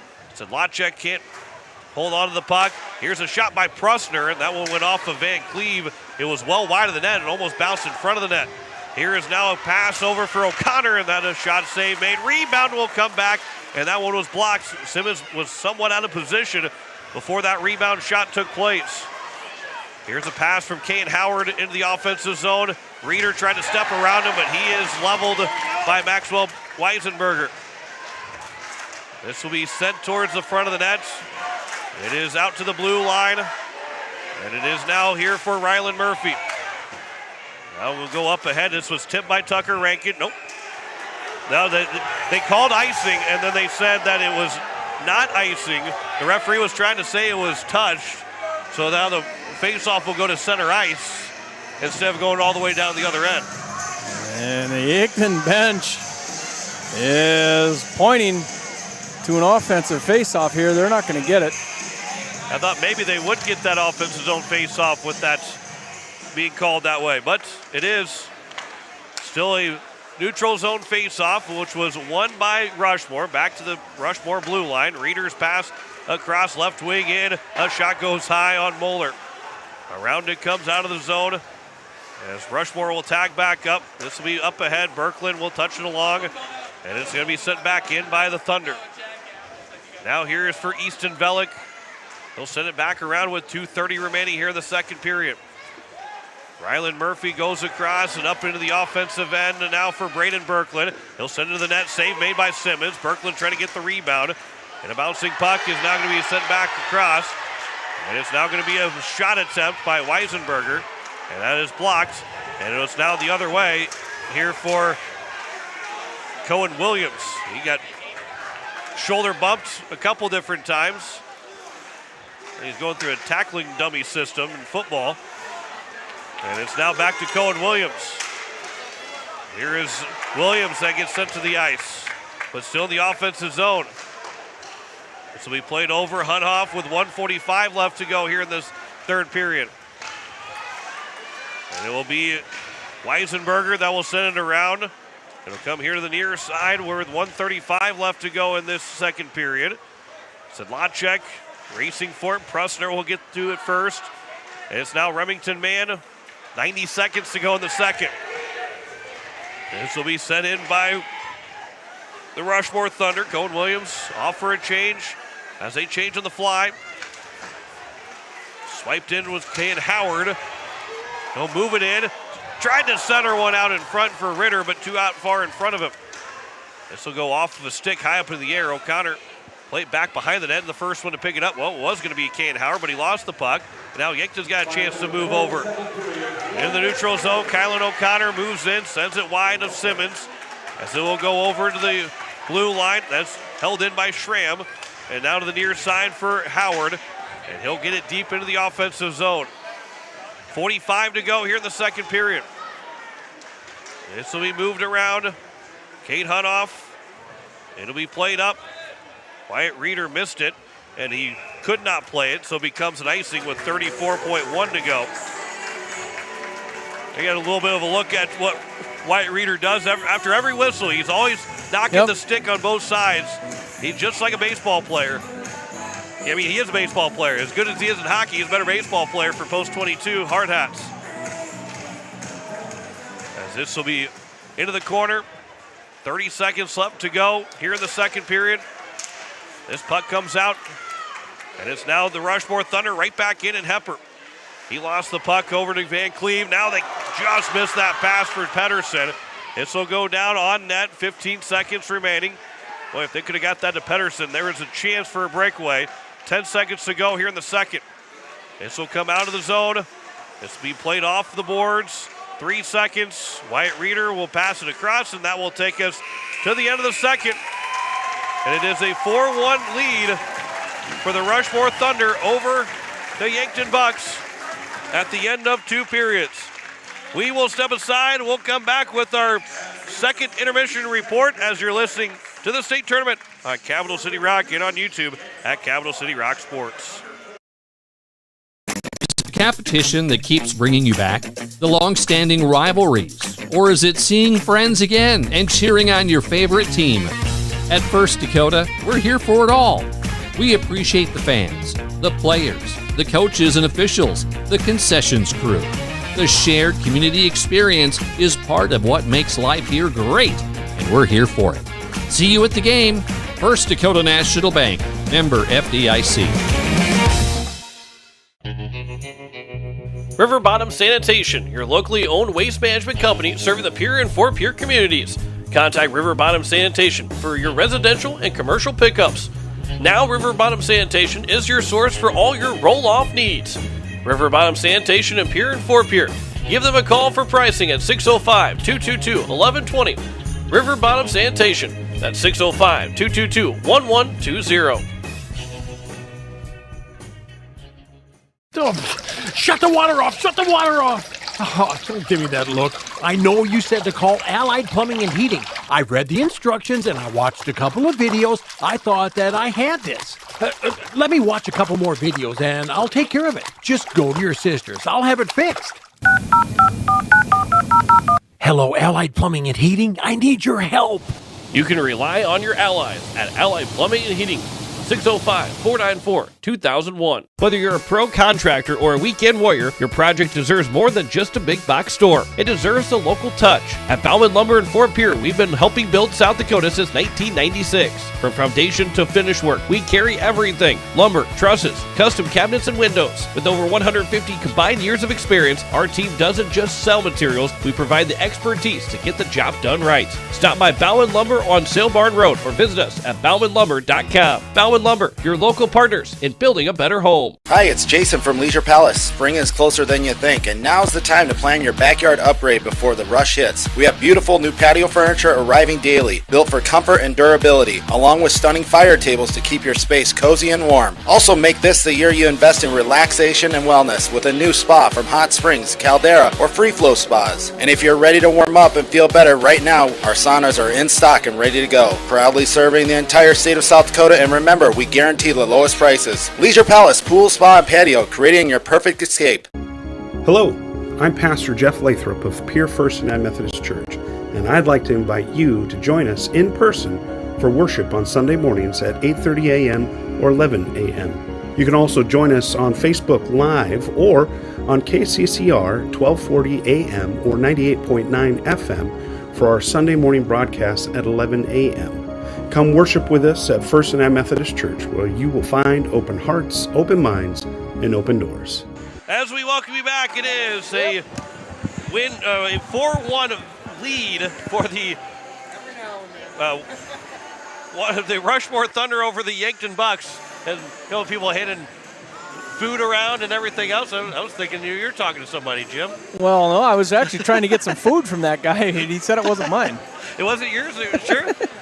I just asked for a bite. We have been delivered food this entire We weekend. have been delivered food. They have taken good care of us here at the Shields Iceplex. Let's take a look at some of these replays here. Let's go all the way back to that first period. We had a chance to talk to Dave Spencer during that first intermission, so we didn't get our replays. Here's the first goal that the game that was scored by Andrew Welling, and a great pass that came back to Andrew Welling to get that first goal of the game.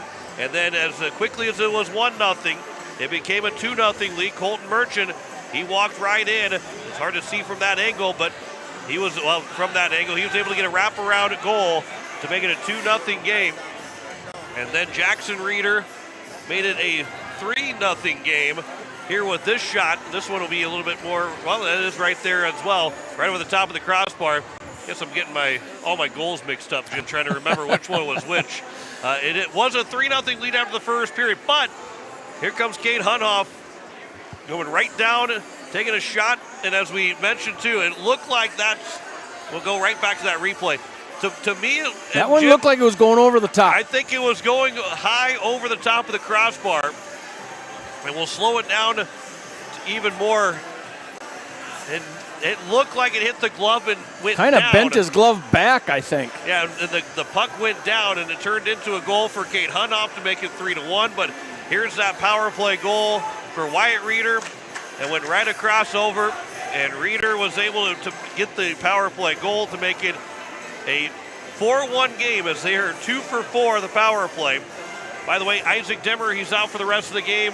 He got a 5-minute charging major call, so he was ejected. Colton Merchant, he tried to give it a go. I don't know if he'll be able to give it a go in the third period, but he did return to the ice momentarily. But hopefully he is okay, but he didn't seem to. He came out of the locker room and went right to the ice on a power play, and he was out there for about 10 seconds. He went back over to the bench, and we did not see him return. He did have his helmet on, and he was on the bench. As there's your stats right there, is Andrew Welling, Colton Merchant, Jackson Reeder, both with the goals in that first period. It was a power play goal for Jackson Reeder. It's also a power play goal for Wyatt Reeder as well, as we'll try and put that up on the score sheet as well. Kate Hunhoff with his goal is a 4-1 lead. Luke Mullers made 28 saves on 32 shots, and Wyatt Simmons with 9 saves on 10 shots as Rushmore leads the state championship by 3 over Yankton. Let's take a break. You're listening to the state tournament on Capital City Rock, and you're watching it on YouTube at Capital City Rock Sports.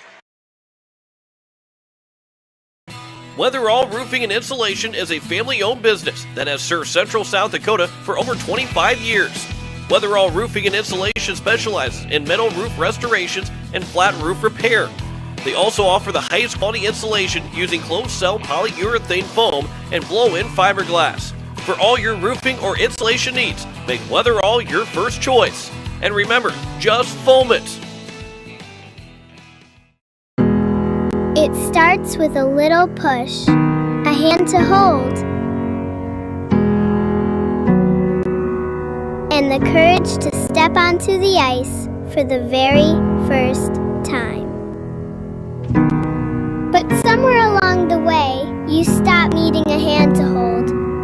You find your edge, you find your grit, and you realize you are never skating alone. The future of hockey is waiting with South Dakota Hockey. When you're looking for quality trash pickup services, look no further than Envirotech. 6 days a week, their trucks are on the road picking up trash, even holidays. They're also the place to contact for recycling services. Their friendly, professional staff is ready to assist with weekly pickups or even special pickups. Check out the website at EnvirotechWaste.com. Envirotech is locally operated. Call 224-4804. Envirotech Waste Services in Pierre, proud to support high school athletics. The Fieldhouse in Pierre is the perfect place to sit back and watch the state hockey tournament with friends and family. The Fieldhouse with a full bar gives you that feeling like you're at the game without having to leave town, with a selection of your favorite concession-type food, and who doesn't love some pizza? There's free popcorn, peanuts, and Gardettos to complement any of your snack cravings while enjoying the games on one of the many big screen TVs. The Fieldhouse, 2013 East Gate Avenue in Pierre. Your place for the game this weekend. Go Caps! The puck drops, the crowd roars. South Dakota hockey is in full swing. Capital City Ford is proud to support this year's state varsity hockey tournaments and celebrate the dedication, teamwork, and passion of every player on the ice. To all the seniors, congratulations on an incredible season. Whether you're heading off to college or staying close to home, we're here for all of your automotive needs. Stop by Capital City Ford in Pierre. We'll get you on the road to your next adventure. Capital City Ford in Pierre, driven by community, powered by you. Need cool as heck logoed caps, t-shirts, and snuggly sweatshirts fast? Get them at Cotton & Customs Embroidery and Screen Printing Studio in Volga. Their cool new, faster screen printing technique means no more plasticky, dried-out lettering to peel off after a few washings. No logo? Let Cotton & Customs design and digitize one for you, free. See their colorful embroidered logos really pop. Click cottonandcustoms.com. Let's brand your brand together. As we welcome you back, it is a 4-1 lead for the Rushmore Thunder over the Yankton Bucks. John Winkler alongside Jim Lloyd. All right, Jim, we're getting down to the last final regulation period of this state tournament. Yankton is down by 3, but they're not out of it. What needs to happen here for Yankton to get back into this hockey game and get this game tied, send it to overtime, win the state championship in the third period? How do they make that happen? Well, get your composure back.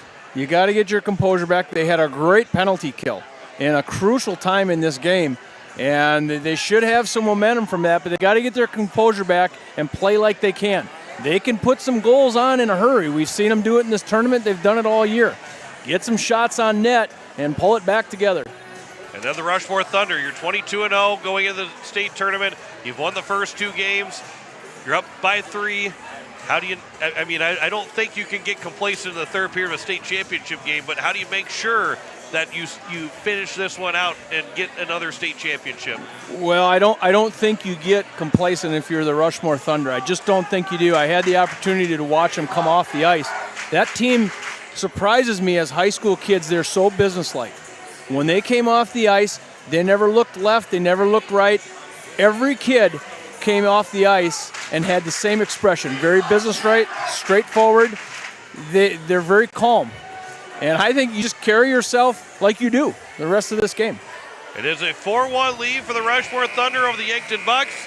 Let's take one more break. When we come back, it is the third period between the Rushmore Thunder and the Yankton Bucks as you're listening to the state tournament on Capital City Rock and you're watching it on YouTube at Capital City Rock Sports. Quality service. That's the DJ's Cenex promise.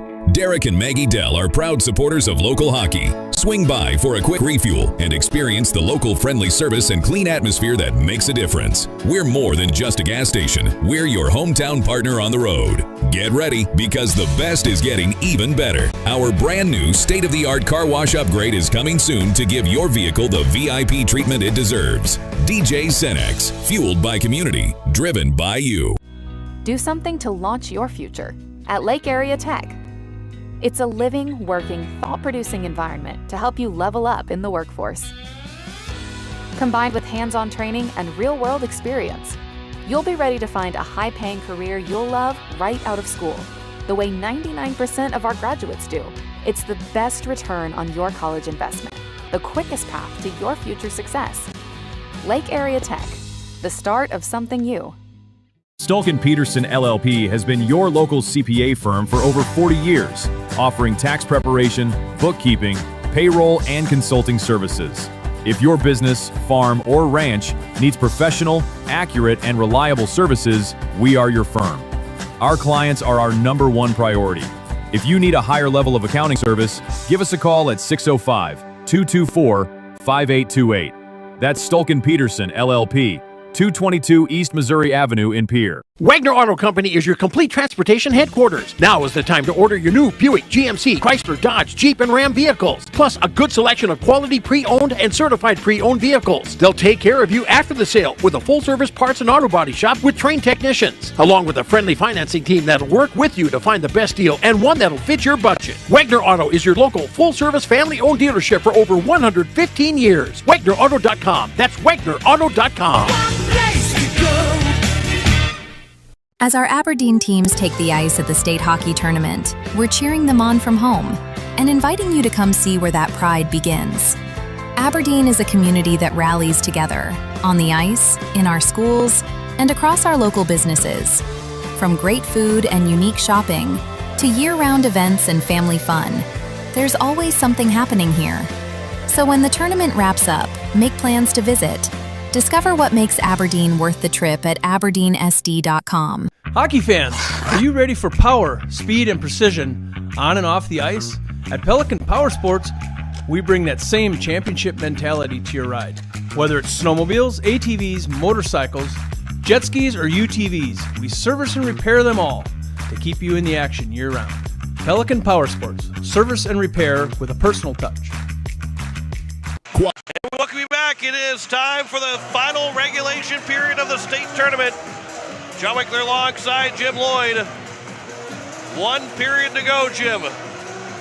And this is for all the marbles. Can Yankton overcome a 3-goal deficit? They have before. They've done it before. It was 3-0. They made it 3-1. Now it's a 4-1 game. Can they overcome a 3-goal deficit in 1 period?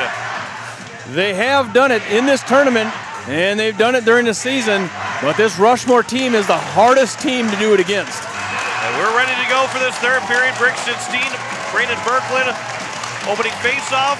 We're underway in the third for the state championship game with Rushmore leading by 3. This will be offside against Rushmore immediately. Brixton Steen is offside. He put it back in offside. 16:54 left to go. Real quick message, if you are traveling tonight, understand and make sure you check everything because interstates are closing. They're talking about closing highways. So if you're traveling tonight to get home, please be safe and understand that there may be some roads that you're not going to be able to travel on with the impending weather coming here this evening. Here's Jack Pedersen. A pass goes across, looking for Rankin, but never got a shot away. This is tipped out of the zone. And it's moved along here by Rushmore. Gage Schramm trying to move it back out of the zone. And it comes here to the near side for Rylan Murphy. That is tipped along by Hunoff. And then trying to find the handle of it, Jackson Reeder. He dips and doos and finds a way to get the pass back over. And he'll get that pass back. And Reeder will send it across as it will be moved along and down for an icing call. Sioux Falls East won earlier today 5-3 over their arch rival, in-town rival, Sioux Falls West, to claim the Constellation Championship. It was a 2-0 lead for Brookings after 2 periods, and Aberdeen came back and won 4-2 the third place game. And now Rushmore leading 4-1 over this Yankton team. Can we see a 3-goal comeback in this third period?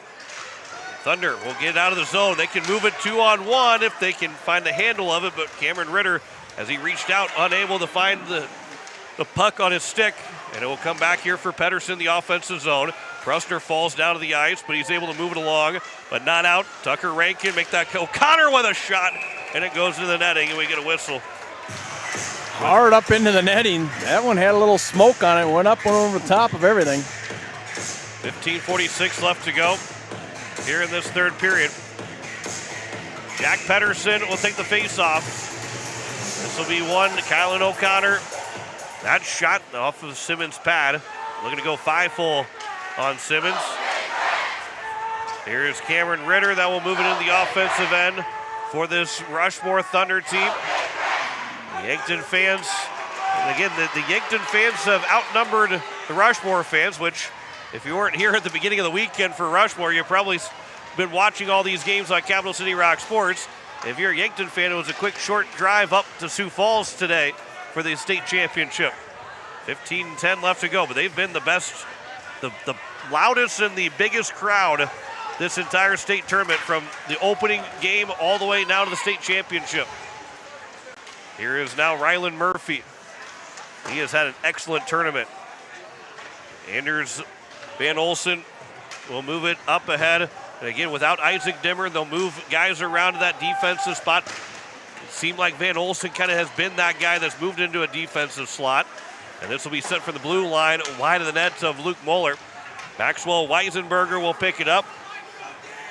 Weisenberger up ahead here for Yankton. He will fly, try to get to the offensive zone. He avoided the hip check by Hepper, and then he tried a centering pass, and it was blocked by Brozick. Rankin, that one skips over the stick of Hunoff. Take that of Berkland. And now Berkland trying to send it back over, and it's going to be intercepted 2-on-2 here for the Rushmore Thunder. That one will be sent in right onto the stick of Luke Moeller. Then another shot that goes behind the net, and then sent back in by Rushmore, and they will tag back up on a delayed offside. 3 minutes gone by. This is kicked by Reeder. Moeller will pick it up, backhanded around the boards on the near side. Weisenberger, he is pinned to the boards. Easton Velk trying to help him out. Steen along with Andrew Welling both over there. Welling had him, but he's shoved to the boards by Murphy. Then a centering pass that came from Steen, but it just misses, and it goes all the way down. He's looking for Jackson Reeder. Yankton trying to make a quick change. It is Steen that moves in the offensive zone. Here is Jackson Reeder with a shot. That one went over the top of the crossbar. Sent back towards the net to the front of the net. Here is Wyatt Reeder. He scores! Wyatt Reeder makes it 5-1. You don't see a slap shot out of him very often. He has one in his pocket. And you can see this one from his far side. Right in the middle of the zone and able to beat Luke Moeller to make it a 5-1 lead. And Wyatt Reeder, his second goal of the game. I don't know how you keep up with that one. And by the way, Jim, that would mean that he has scored 60 goals from the regular season and the postseason. As Reeder will get the goal from Brixton Steen and Jackson Reeder. 13:10 left to go. That is 7 goals in the state tournament. Here's a centering pass for Jack Pedersen. This will be up ahead, slowed up, and there's another shot that is blocked. Jack Pedersen, that'll be off of a stick. It is loose around. 4-goal lead now for the Rushmore Thunder. 12:55 left to go here in the third period. It is now moved along by Ritter, up ahead to the boards. Kane Howard. Howard will flip it high to center ice, a bouncing puck. Now we're going to get a penalty coming up against Rushmore. And so the Yankton Bucks, Sedlacek moves in. That shot is blockered away by Simmons. And it's eventually grabbed here by Rushmore, and it will be an interference call. And we'll see who it is that goes in the box. I think they went off for a change. And Yankton will get their second power play. And it is going to be Cameron Ritter that will go. So Ritter in the box for an interference. 12:32. And how much of a must score is this right now for this Yankton team? It's getting to the point where, yeah, you need a score here and you need one fast. You need a couple. This will come back here for Caden Hunoff. He's got the lone goal for the Yankton Bucks. And it'll come back for Hunoff again. Now for Berkland. That shot is blocked. There's another chance, and what a save that was by Wyatt Simmons. I think our best angle from this one will be right here to see that first shot get blocked coming from Berkland. Comes back to him, and boy, he just got that shoulder up in time. As this is cleared by the Rushmore Thunder. Here for Kate Hunoff. As that puck is knocked away by Bjorn Hansen, who's on this penalty kill for the Rushmore Thunder. With a 4-goal lead right now here for the defending state champions. Rylan Murphy, he'll escape to the neutral zone into the offensive end. Murphy, stutter steps around. He'll circle the wagons. Trying to find the handle of it, lost the puck as it was along the boards and it just kept bouncing around. And now it's going to be moved up ahead here for Hunoff. Back into the offensive zone. Centered one, they score! There is your power play goal to make it 5-2. Tucker Rankin. At 11:37, and Yankton gets their second goal of the contest. As you can see the replay right here, it is going to be a bouncing puck, and we'll show it again. Tucker Rankin with a power play goal. And as it stands, Yankton is down by 3, and that bouncing puck right over the blocker side of Simmons and in. And a huge, huge goal for Tucker Rankin, who has picked up his 8th points. You needed that one. 8th point of the state tournament, 2 goals and 6 assists for Tucker Rankin. And Yankton is back again to be within 3. 5-2. 11:20 left to go in the third period. Goes back out. There's a shot that is low to the ice. Is blocked away. Still loose. It'll come back over. And then Van Olsen.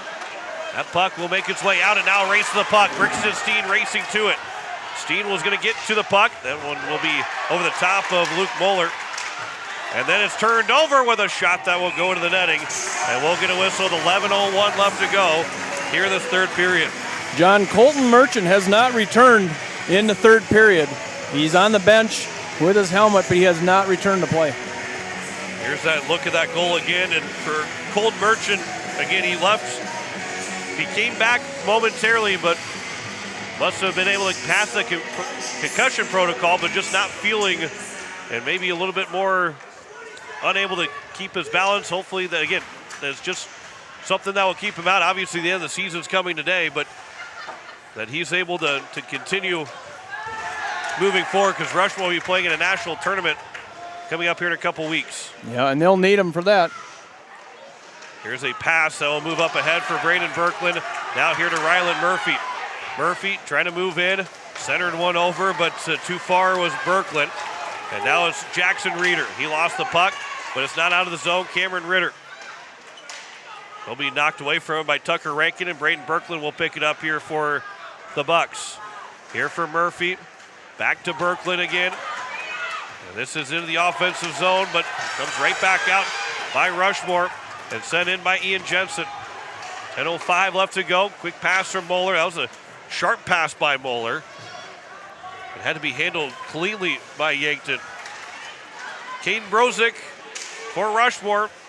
Don't get it in deep, and around it goes to the far side. Now it's Cohen Williams looking to center one for Brozick, but it was broken up. Now up ahead, Jack Pedersen walks it all the way in. That shot is going to be blocked. Knocked down with a glove. O'Connor sent it to the net, and it was tipped away by the stick of Simmons. Another centering pass. O'Connor can't get a shot away because it was knocked free by Chester Clark, who's had his first shift of this hockey game, or at least the first time we've said his name. Now a chance to the other way. 2-on-1 into the zone. Brozick moving in, and then a good back check by Jack Pedersen to limit that pass to Cohen Williams. This will be all the way down. It will be an icing against Yankton with 9:12 to go here in this third period. Nice play there by Chester Clark. He might have saved one. This is the state championship game, but Jim, as we're getting farther down in this state championship game with only 9:12 left, Yankton's got to have another one here at some point soon. They have to have another one real soon, within the next minute or 2 minutes. This will be off the linesman. It's in the offensive zone. It stayed in the offensive zone anyway. Andrew Welling, that will be a quick, easy shot for Moeller to cover up to get the whistle with 8:59 left.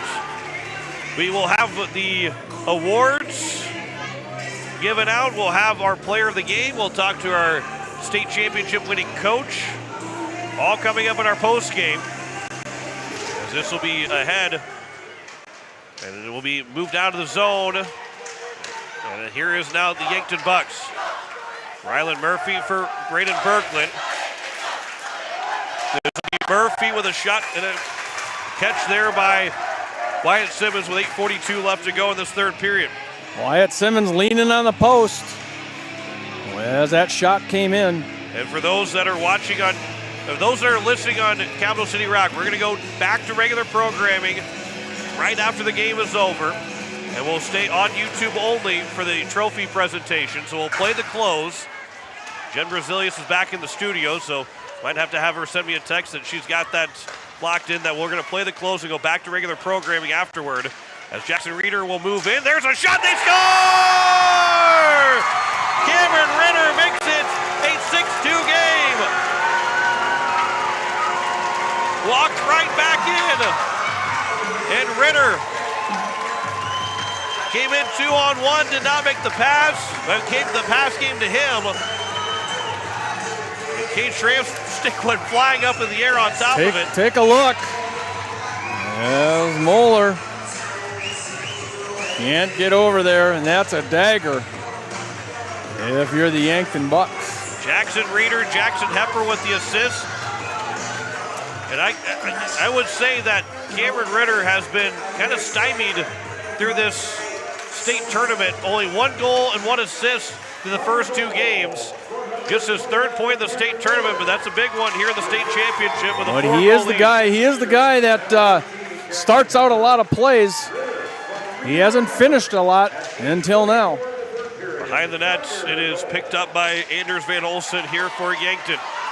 4-goal lead again for the Rushmore Thunder. This will be offside. And we'll get a whistle with 8 minutes to go here in the 3rd period. We got Sharon Van Cleve watching from Mission, Texas.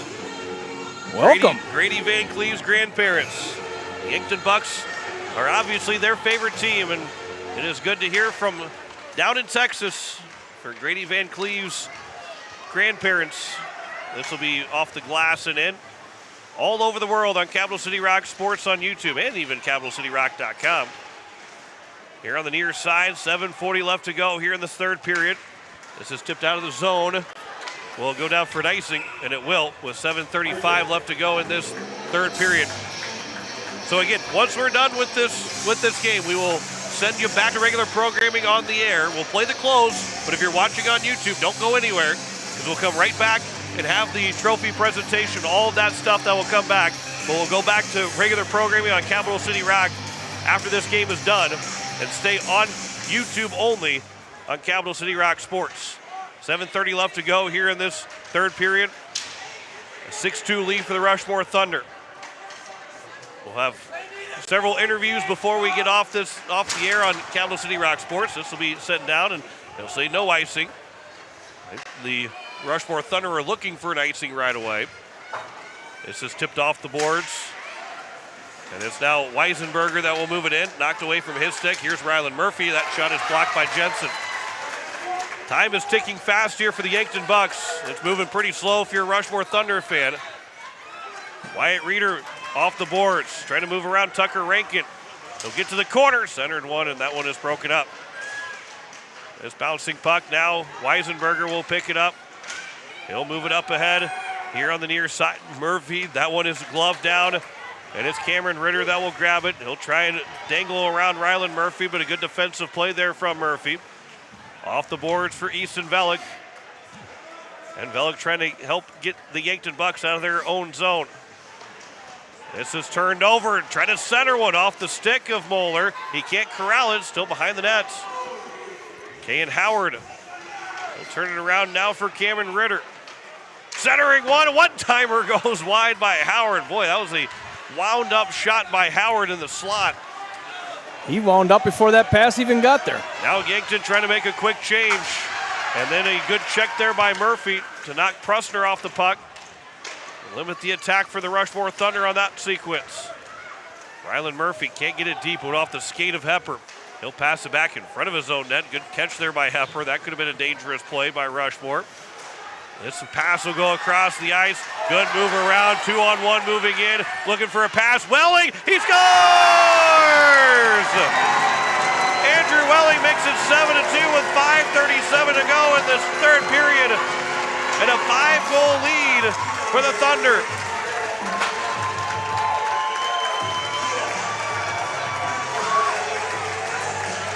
The 2-on-1 became a 3-on-1, and the trailer Welling got the puck and went 5-0 on Moeller to make it 7-2 with 5:37 left to go. Andrew Welling, that's another player that's had a really nice tournament. That's just his first goal, second goal of the game, and second goal of the state tournament. That trailer came in. Or was it Brozick that scored? I thought it was Welling. Maybe it was number 5 instead of number 6. So sorry, it is Brozick. I apologize. It's Caden Brozick that scored. There is now a pass from Reeder across. It was Chester Clark and Jackson Hepper with the assists. As it's a centering pass, it is broken up, and it's now going to be moved along, but there's going to be a penalty coming up against Yankton. And I think, I'm not sure what the call is going to be. It's going to be O'Connor that's going to go. The referee, there's going to be a high sticking call. The way he was moving around, I wasn't sure what he might have been calling, but it is a high stick. against number 29 in Kylan O'Connor. And it's the 5th power play now here for the Rushmore Thunder, who could potentially get to run time before the end of this game. Howard, that shot is going to be off of a stick. And it comes back out.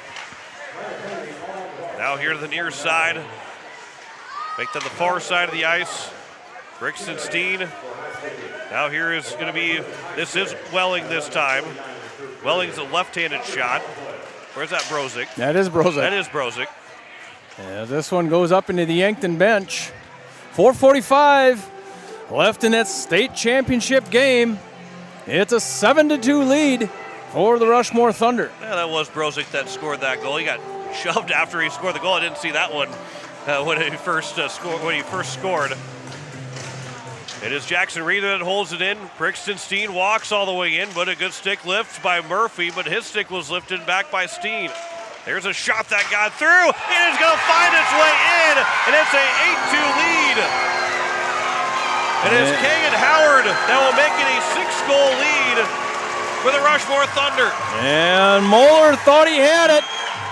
And right at the very end, that one came out from behind his pads. Thought I hit the replay button. I did not, so we cannot see that replay.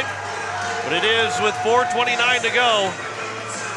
The Rushmore Thunder that have now made this a 6-goal lead in run time. And this one will be done in 4 minutes on a running clock. Third power play goal of the day. As this now Ian Jensen, his shot will go wide. So the Rushmore Thunder, it took them till the third period. They led by 4 2 different times before they finally got to a 5- and 6-goal lead. 3:50 left to go here in the third period. It is Chester Clark up ahead to Brozick. And it's now going to be moved along out of the zone. And it will be all the way down for Van Olsen. Kayan Howard. This will be sent up to Cameron Ritter. And it comes here to the near side for Jackson Hepper. This will be sent wide of Moeller, but he'll knock it down with the big paddle. As this will be a potential of 2 penalties that could have came up from either side. Here comes Wyatt Simmons out of the net. He'll make a play. Boy, that was up above the dots. He sees, even though it's a 6-goal lead, he's not wanting this to become a 5-goal game. 3 minutes left to go in the state championship. Some of the fans have started to head for the exits. Unless you're a Yankton or Rushmore fan, and I think everybody else maybe start heading to the exit. Seems like there's a few more people. This will be moved around with 2:40 left to go here in the third period. Again, trophy presentation, interviews, all going to be on Capital City Rock Sports on YouTube only. There's a centering pass over. That puck is loose. It's still going to be not out of the zone. And then a blocked shot. It's still grabbed here by Rushmore, though. And it's going to be to Easton Velick. He'll go wide, and he'll send it over. Now, that puck comes out in front. Murphy, he scores! Ryland Murphy with 2:06 left to go. They will keep the clock running. But it is a goal for Ryland Murphy to make it 8-3. Just when you think you have a game with not a lot of scoring, he had a championship game that has scored 11 goals.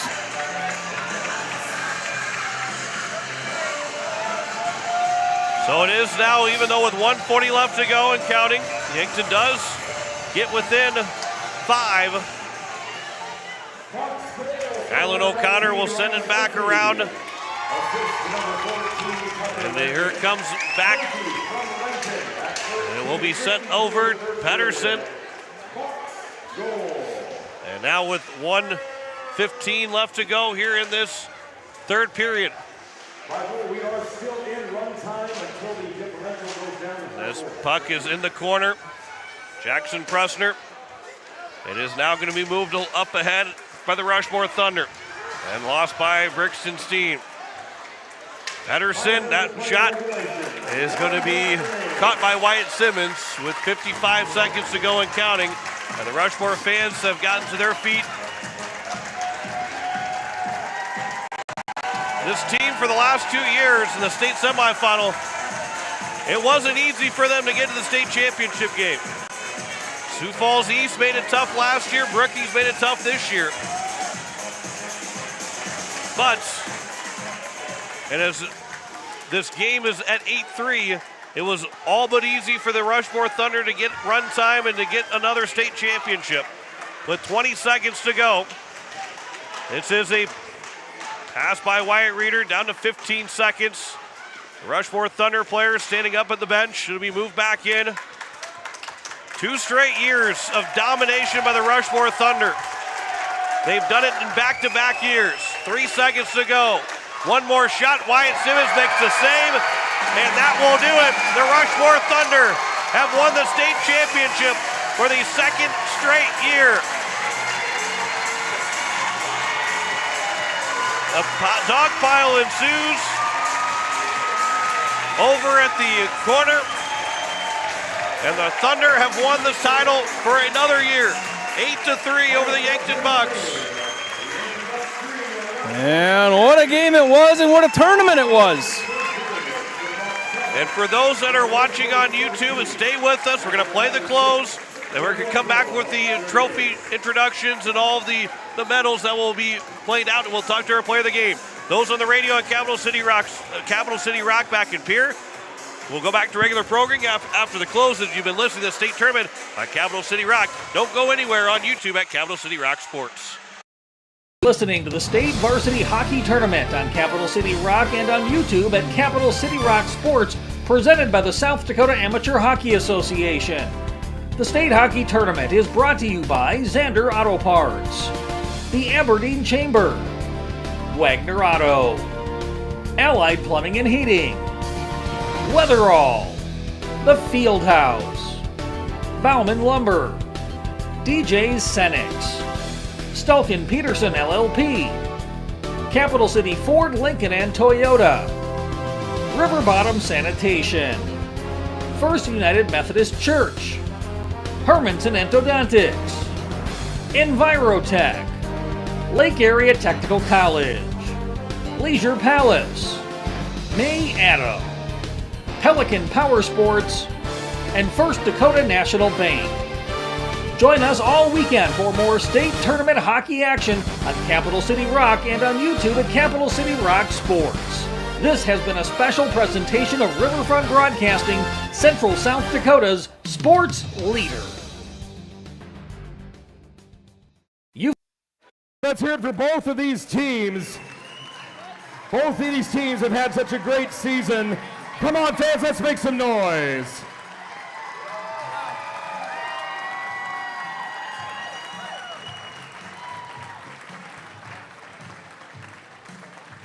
We welcome you back on Capital City Rock Sports on YouTube. And we will have the trophies handed out. We'll talk to our player of the game. Before we head out tonight, I would like to thank the tournament committee for putting on this tournament. And I'd like to thank my crew over here, the USHL off-ice officials who worked every single game this weekend. This crew is from the Sioux Falls Stampede, and they are the best in the USHL. Thanks once again for having us here at the tournament this weekend. And again, those that will have the trophy presentation. We'll talk to our player of the game. Jackson Reeder is going to be our player of the game with a goal and 2 assists.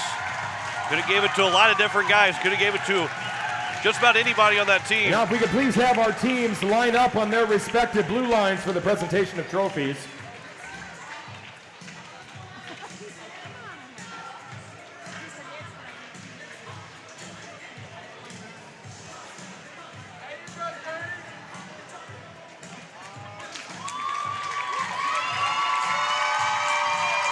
And the Yankton Bucks coach, Terry Pedersen. And this Yankton crowd was something special all weekend. The amount of people that came to Fans, this before we state get started, tournament. we'd like to congratulate our player of the game for today's game. it's Jackson Reeder.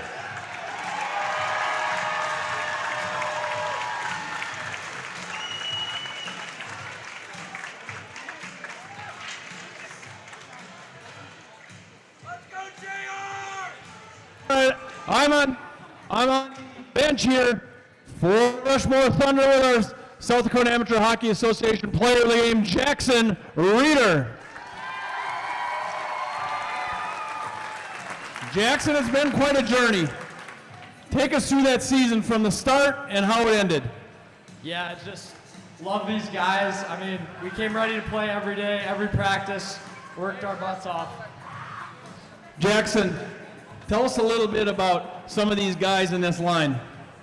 Yeah, I mean, I look up to every single one of these seniors. I grew up watching them, carrying sticks, filling waters for them. So yeah, it's a blessing to play with them. Maybe these guys can grab the water bottles and sticks for you now. Yeah, I don't. Doesn't look like that's going to happen yet, does it? Not yet. All right, you go find your teammates. You're a state champ. That's Jackson Reeder. And now we'd like to congratulate our second place team. If we could have the captains for the Yankton Bucks, please come over and accept the trophy. Your second place, Yankton Bucks.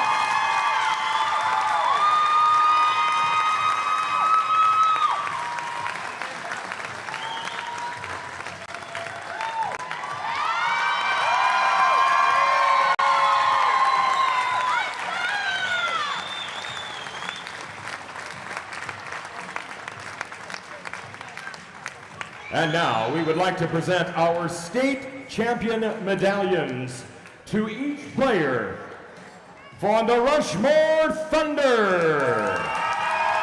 As I announce your name, please come over and accept your reward. Number 4, Kayan Howard.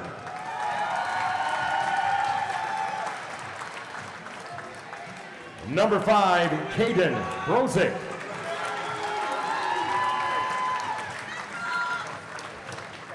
Number 6, Andrew Welling.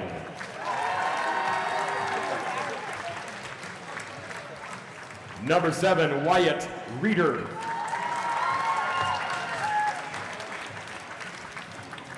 Number 8, Ian Jensen.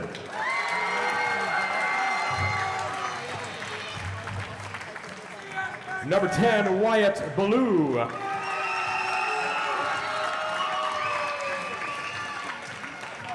Number 13, Jackson Hepper.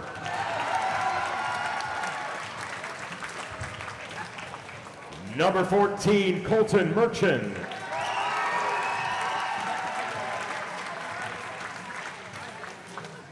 Number 16, Oakley McIntyre.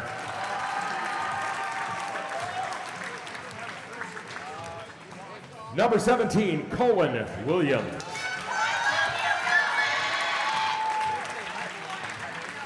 Number 19, Remington Mann.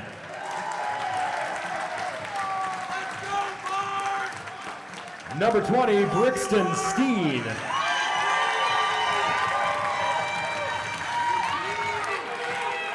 Number 21, Bjorn Christian Hansen.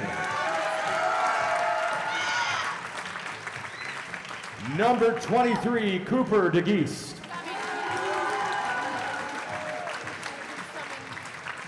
Number 24, Jackson Prusner.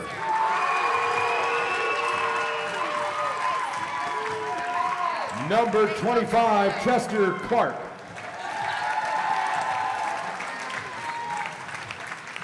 Number 27, Jackson Reeder.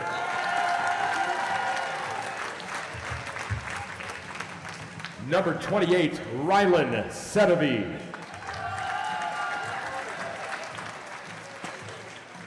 Number 29, Cameron Ritter.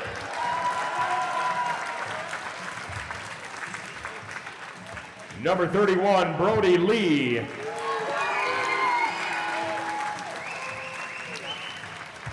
And number 35, Wyatt Simmons.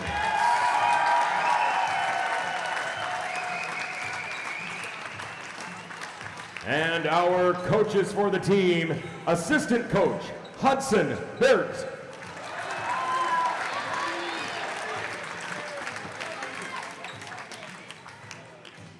Assistant coach Caleb Merkin.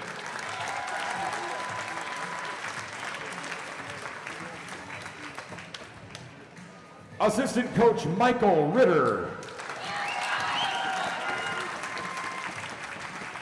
And head coach for the Thunder, Conrad Reeder. Ladies and gentlemen, your 2026 South Dakota Amateur Hockey Association Boys Varsity State Tournament champions, the Rushmore Thunder!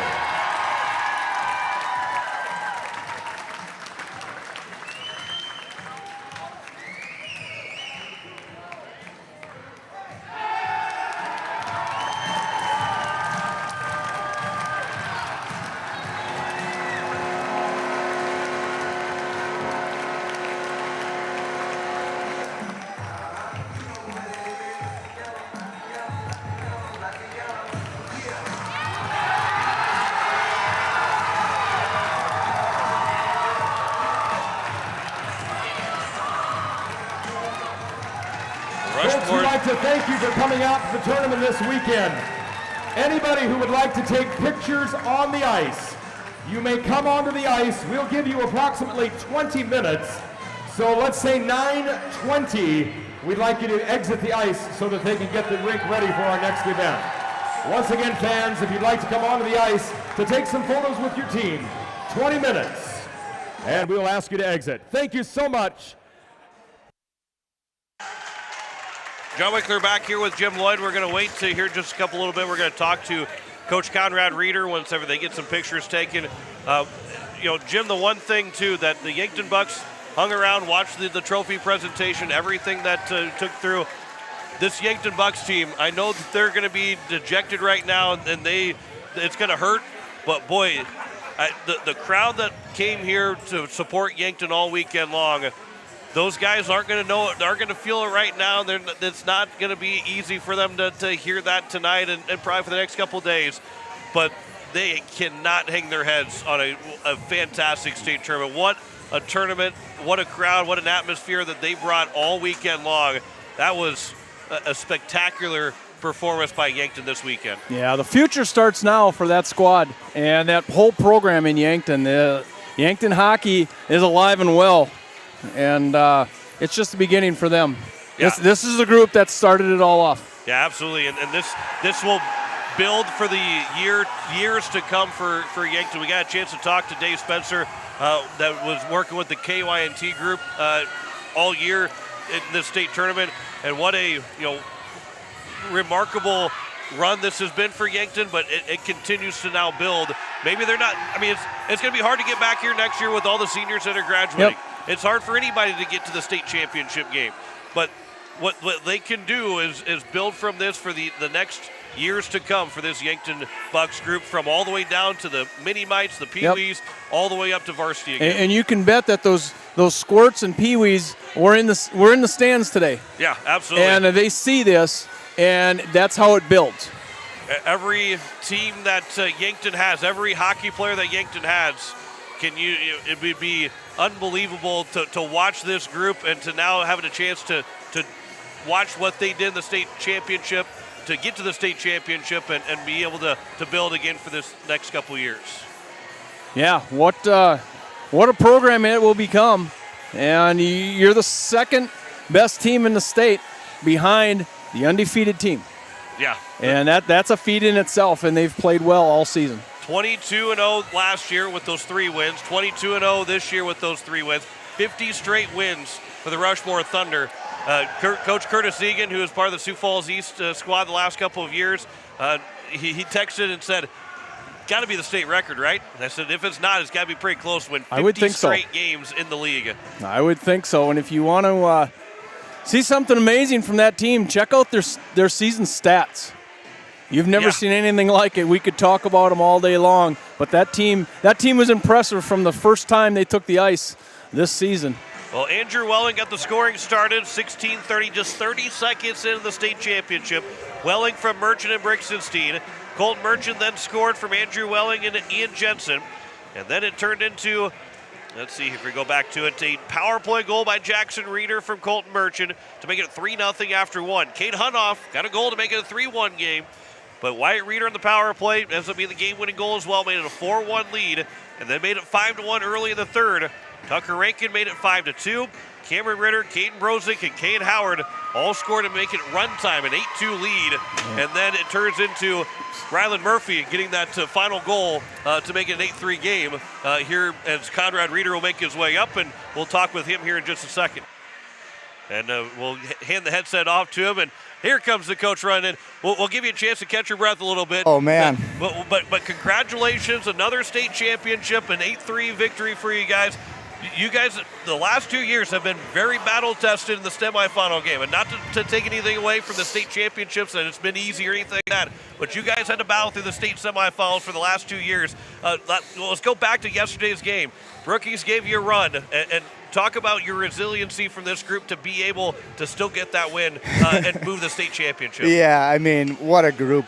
We talk all the time. Winning's not supposed to be easy. If it was, everybody would do it. The sacrifice that these guys really, sacrifice for their team, the effort they put in, how hard they work off the ice, and they bring it every day. I mean, to win 50 straight games, that doesn't just happen in this sport. It's just a testament to how much compete and how much they care about each other and what they're willing to sacrifice individually for the greater of the team. And you guys come here, win 8-3 against a really good Yankton Bucks team. You get run time in the state championship, and again, that's a 5-goal win. People will say it was easy to do. It wasn't easy to get this big lead against Yankton.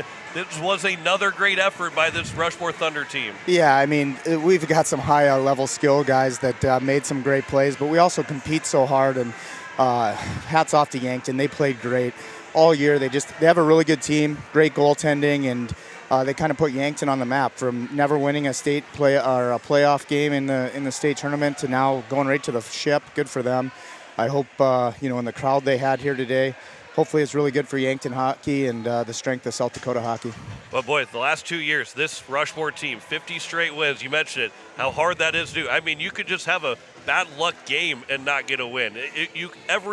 Everything that goes right in a game could go wrong in a game and you could lose, but you haven't lost in league play in the last 2 years.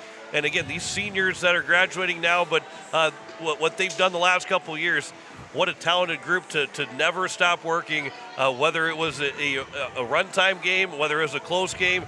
This group was focused for the last 2 years of winning hockey games. Yeah, I know there's a lot of people that are really excited to see this. 11 other teams that are really excited to see this class graduate. But what a classy group of dudes. They work so hard. People don't get to see the Tuesday, Wednesday, Thursday when we go 5-on-5 live. Some of the best hockey is played in the Thunderdome. It's unbelievable, their compete level and how hard they've worked.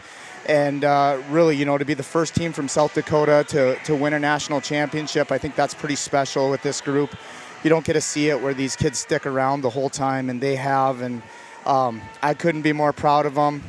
And it's just been an honor. Well, and of course, as a coach, you feel like all those guys are your sons, but you do have sons on the team. Yes. And to win a state championship as a dad too, to not just being as a coach, but to win a state championship as a dad. How fun is it to see your guys and your sons win a state championship? It's unbelievable. Like you said, you do feel like I've got 20 sons out there, but yeah, to have 2 of my own boys on the team, it's just going to make me emotional again, but it's just a special thing. And those 20 are great. And just to have my 2 boys there too, it's pretty cool. It's a true family, and I couldn't be more proud of all 20 of them. Well, now you get a chance to celebrate it. So maybe some bad weather that's across the state might help you celebrate a little bit more tonight with everybody. But again, and the travel that you guys do, to be able, it helps form this team a little bit more. And as hard as travel is, that can be a great thing for these guys to become brothers throughout an entire season. So true, and I think a little bit actually helps us when we go on the road. A lot of times we play 3 games, and we always talk about to win a state tournament, you got to play 3-3, and it's not easy. and we're going to play as on our toes and as fast as we can for all 3 games. And if somebody can keep up with us, well, good luck. Tip your hat to them. But yeah, you're right. They're getting to be that time. We're on the road half the time. We went to 2 tournaments where we're together, and now we're going to get to go to the national tournament. So this group's as tight as any I've seen, and you can kind of tell by the way they play. I want to talk a little bit about your goalies here, and I'll let you get back to celebrate with the team here in just a moment. But the 2 goalies, and the stats are there, and they've got really good stats. And sometimes people might say, wow, the team's just so good in front of them. They don't have to be good goalie. These guys, and that's a challenge in itself, because you guys might be up by 5 or 6 goals. It's easy to just kind of relax and lose focus. These 2 goalies and Brody Lee and Wyatt Simmons, they're focused all the way through a game, whether it's a 10-0 lead or a 3-2 lead. These guys are working hard like it's a 0-0 game. 100%. And my argument, too, I thought they both deserved to be a chance for All-State just because, and I told them that personally, because the way we play high-octane offense, but because of that, yeah, they may not get a nod at shots, but the shots they do get are 2-on-1s and breakaways and stuff like that, because we do, we play a lot of offense, so when we give up chances, they are grade A's. They're breakaways. They're 2-on-1s, and those 2 have to stay into it, and they do. And, we saw last year when we went to the national tournament how they can step it up, too. Brody had an unbelievable time, and, obviously Simmer today. So, yeah, we love to go to war with those guys. Well, congratulations on a 2nd straight state championship. It was been fun watching this team all year long, and again, you guys also. One more question: you get all the pressure because everybody's coming in. Yeah. Well, it's Rushmore Thunder; they're just going to win the state championship. And if you don't, everybody's talking about how you guys didn't get it done, and the pressure that gets added to it. Maybe you were able to block it all out, but everybody said, "Well, Yankton comes in here. If they win, that's impressive." Nobody's going to care if they lose because this Rushmore Thunder's team's supposed to win.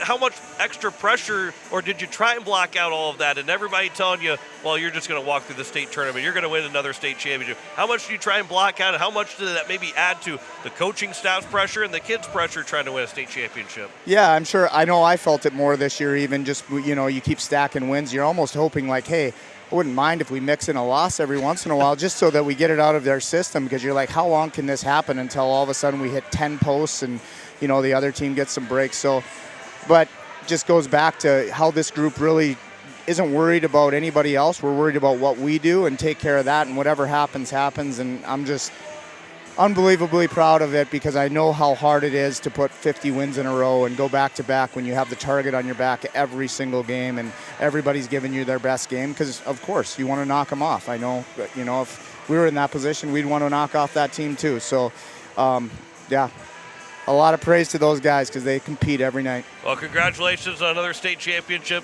and well-deserved, and congratulations. Go have fun with the team tonight and enjoy it, and we'll be following along in the national tournament coming up here in a couple weeks. John, thank you so much. We really appreciate all you do for South Dakota hockey. You did a great job this weekend, and I know even my family back in Canada gets to watch it, and all the people across the state. I know we got a lot of people in Rapid City watching too, so thank you so much. I really appreciate you. Absolutely. Thank you, Coach. Congratulations again on the state championship. Thank you, sir. That is the head coach of Conrad Reeder, back-to-back state championships as they win it 8-3 on this Saturday night against the Yankton Bucks and have won back-to-back state titles.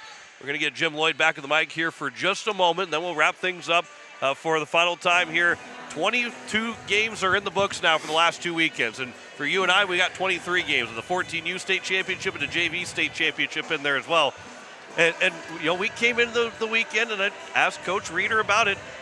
I said, hey, you guys were expected to win. How the pressure felt of knowing that everybody said, well, if you don't win, it's a failure of a season. And if you do win, it's just kind of ho-hum because that's the way it's supposed to be. We came in not necessarily saying those exact same things, but Rushmore was the best team all year. They were going to come in here and win the state championship. But boy, was it a lot of fun to get to this point because it wasn't always so certain that Rushmore was going to be state champions going into at the end of the weekend. Well, and there's a lot of really good teams in this league, and it tells you a little bit about the parity that's in this league and how strong this league is. 8 teams come to this tournament, and when it gets to be tournament time, all bets are off, all records are off, and you still got to play the game on the ice. And we saw a lot of really good hockey this week and, of course, last week at the girls' tournament. But you take your hat off to Rushmore Thunder. How do you do that 2 years in a row? and win 50 straight games. Nobody beat you. Nobody. There's been teams that have been close, but close doesn't get it done in hockey. Yep. You got to get a win, and these guys have done 50 straight league games, winning this. I mean, the last time they lost was a third place game in overtime. Yeah.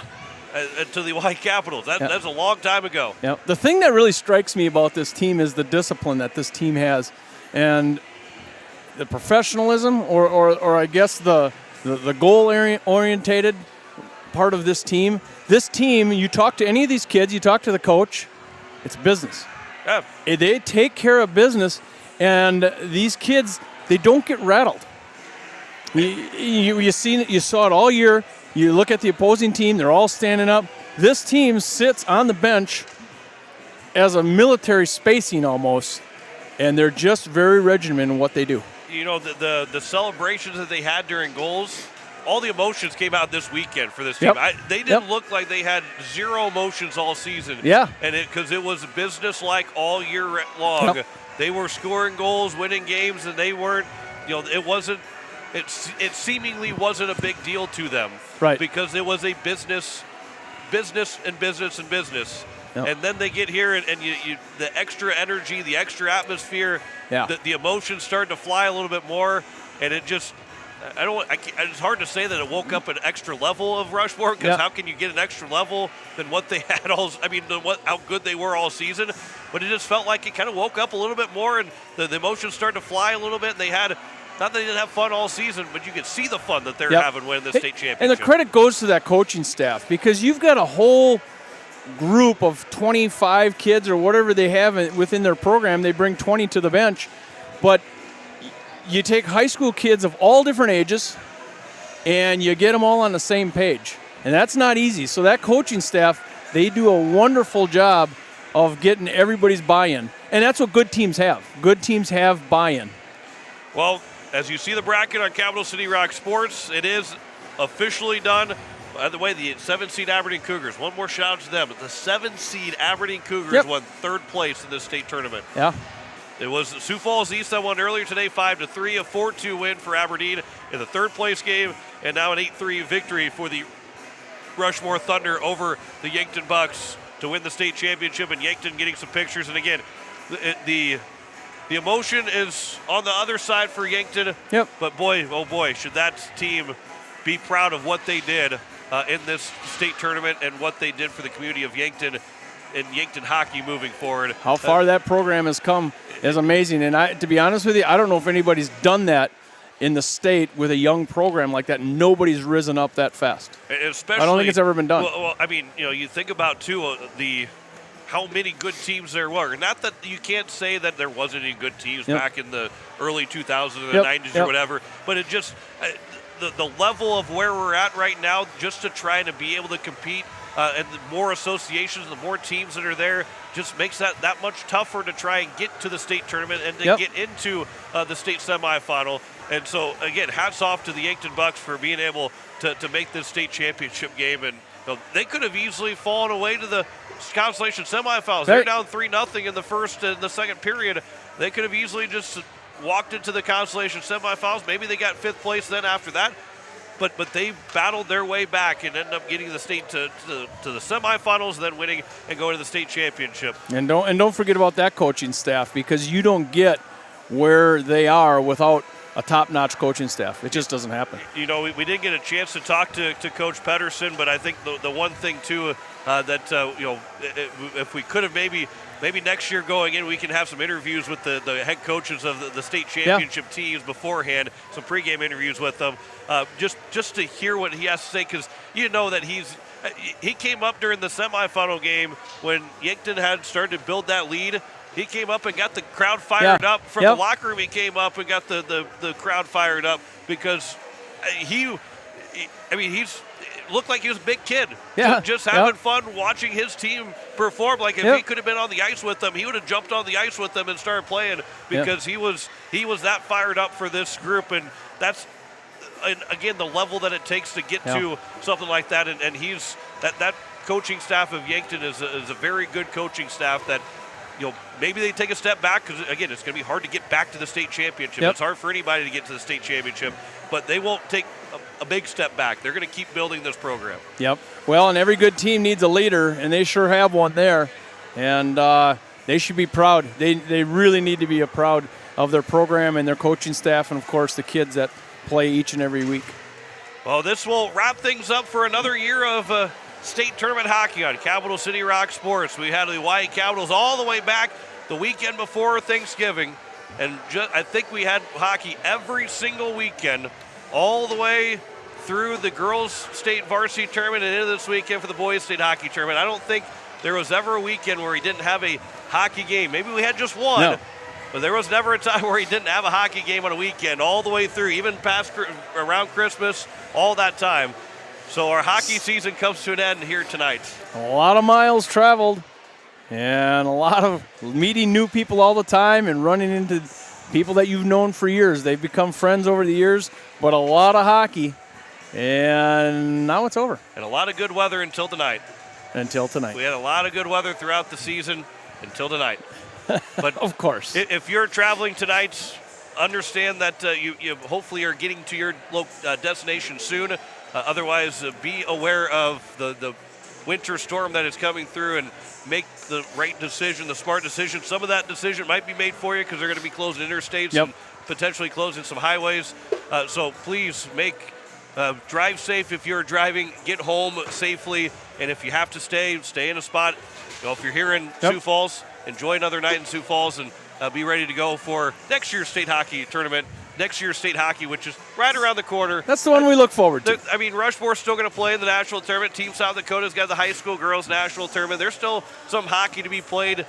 Maybe not inside the state of South Dakota, but South Dakota teams will be playing. Well, we're looking forward to it. Jim, it's been fun for another year. It has been 6 straight years now that we've been able to bring you every game for the girls and the boys state tournament on Capital City Rock and on YouTube at Capital City Rock Sports. We sure love doing it, and I'm looking forward to the next year's state tournaments. Yeah, we'll see where they're going to be at. Yep, we don't know. Maybe one weekend I won't have to travel. Maybe next weekend you won't have to travel. You never know. You never know. You never know. But we will, as they are going to try and get those off the ice as well. But it is, we'll sign off here. What another great state tournament. Glad you've been with us for the last 2 years, last 6 years, but last 2 weekends here on Capital City Rock and on YouTube at Capital City Rock Sports. Want to say thanks to Emma Thielen and Jen Brazilius who are back at the stations today. Want to say thanks to Dre Burt for running the cameras. Say thanks to Jim Lloyd for another year of doing high school hockey here on Capital City Rock. John McClure signing off. It is the Rushmore Thunder, back-to-back state champions, as they win over the Yankton Bucks. As you see them celebrate, as we say goodnight from the Shields Iceplex here in Sioux Falls.